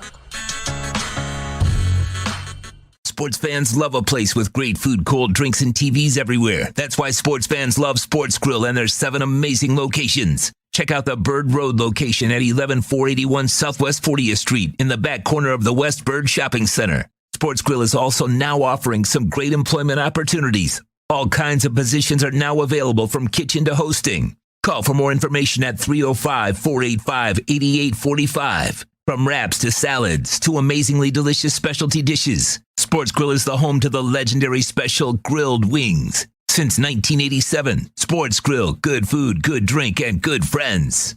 It's the Big O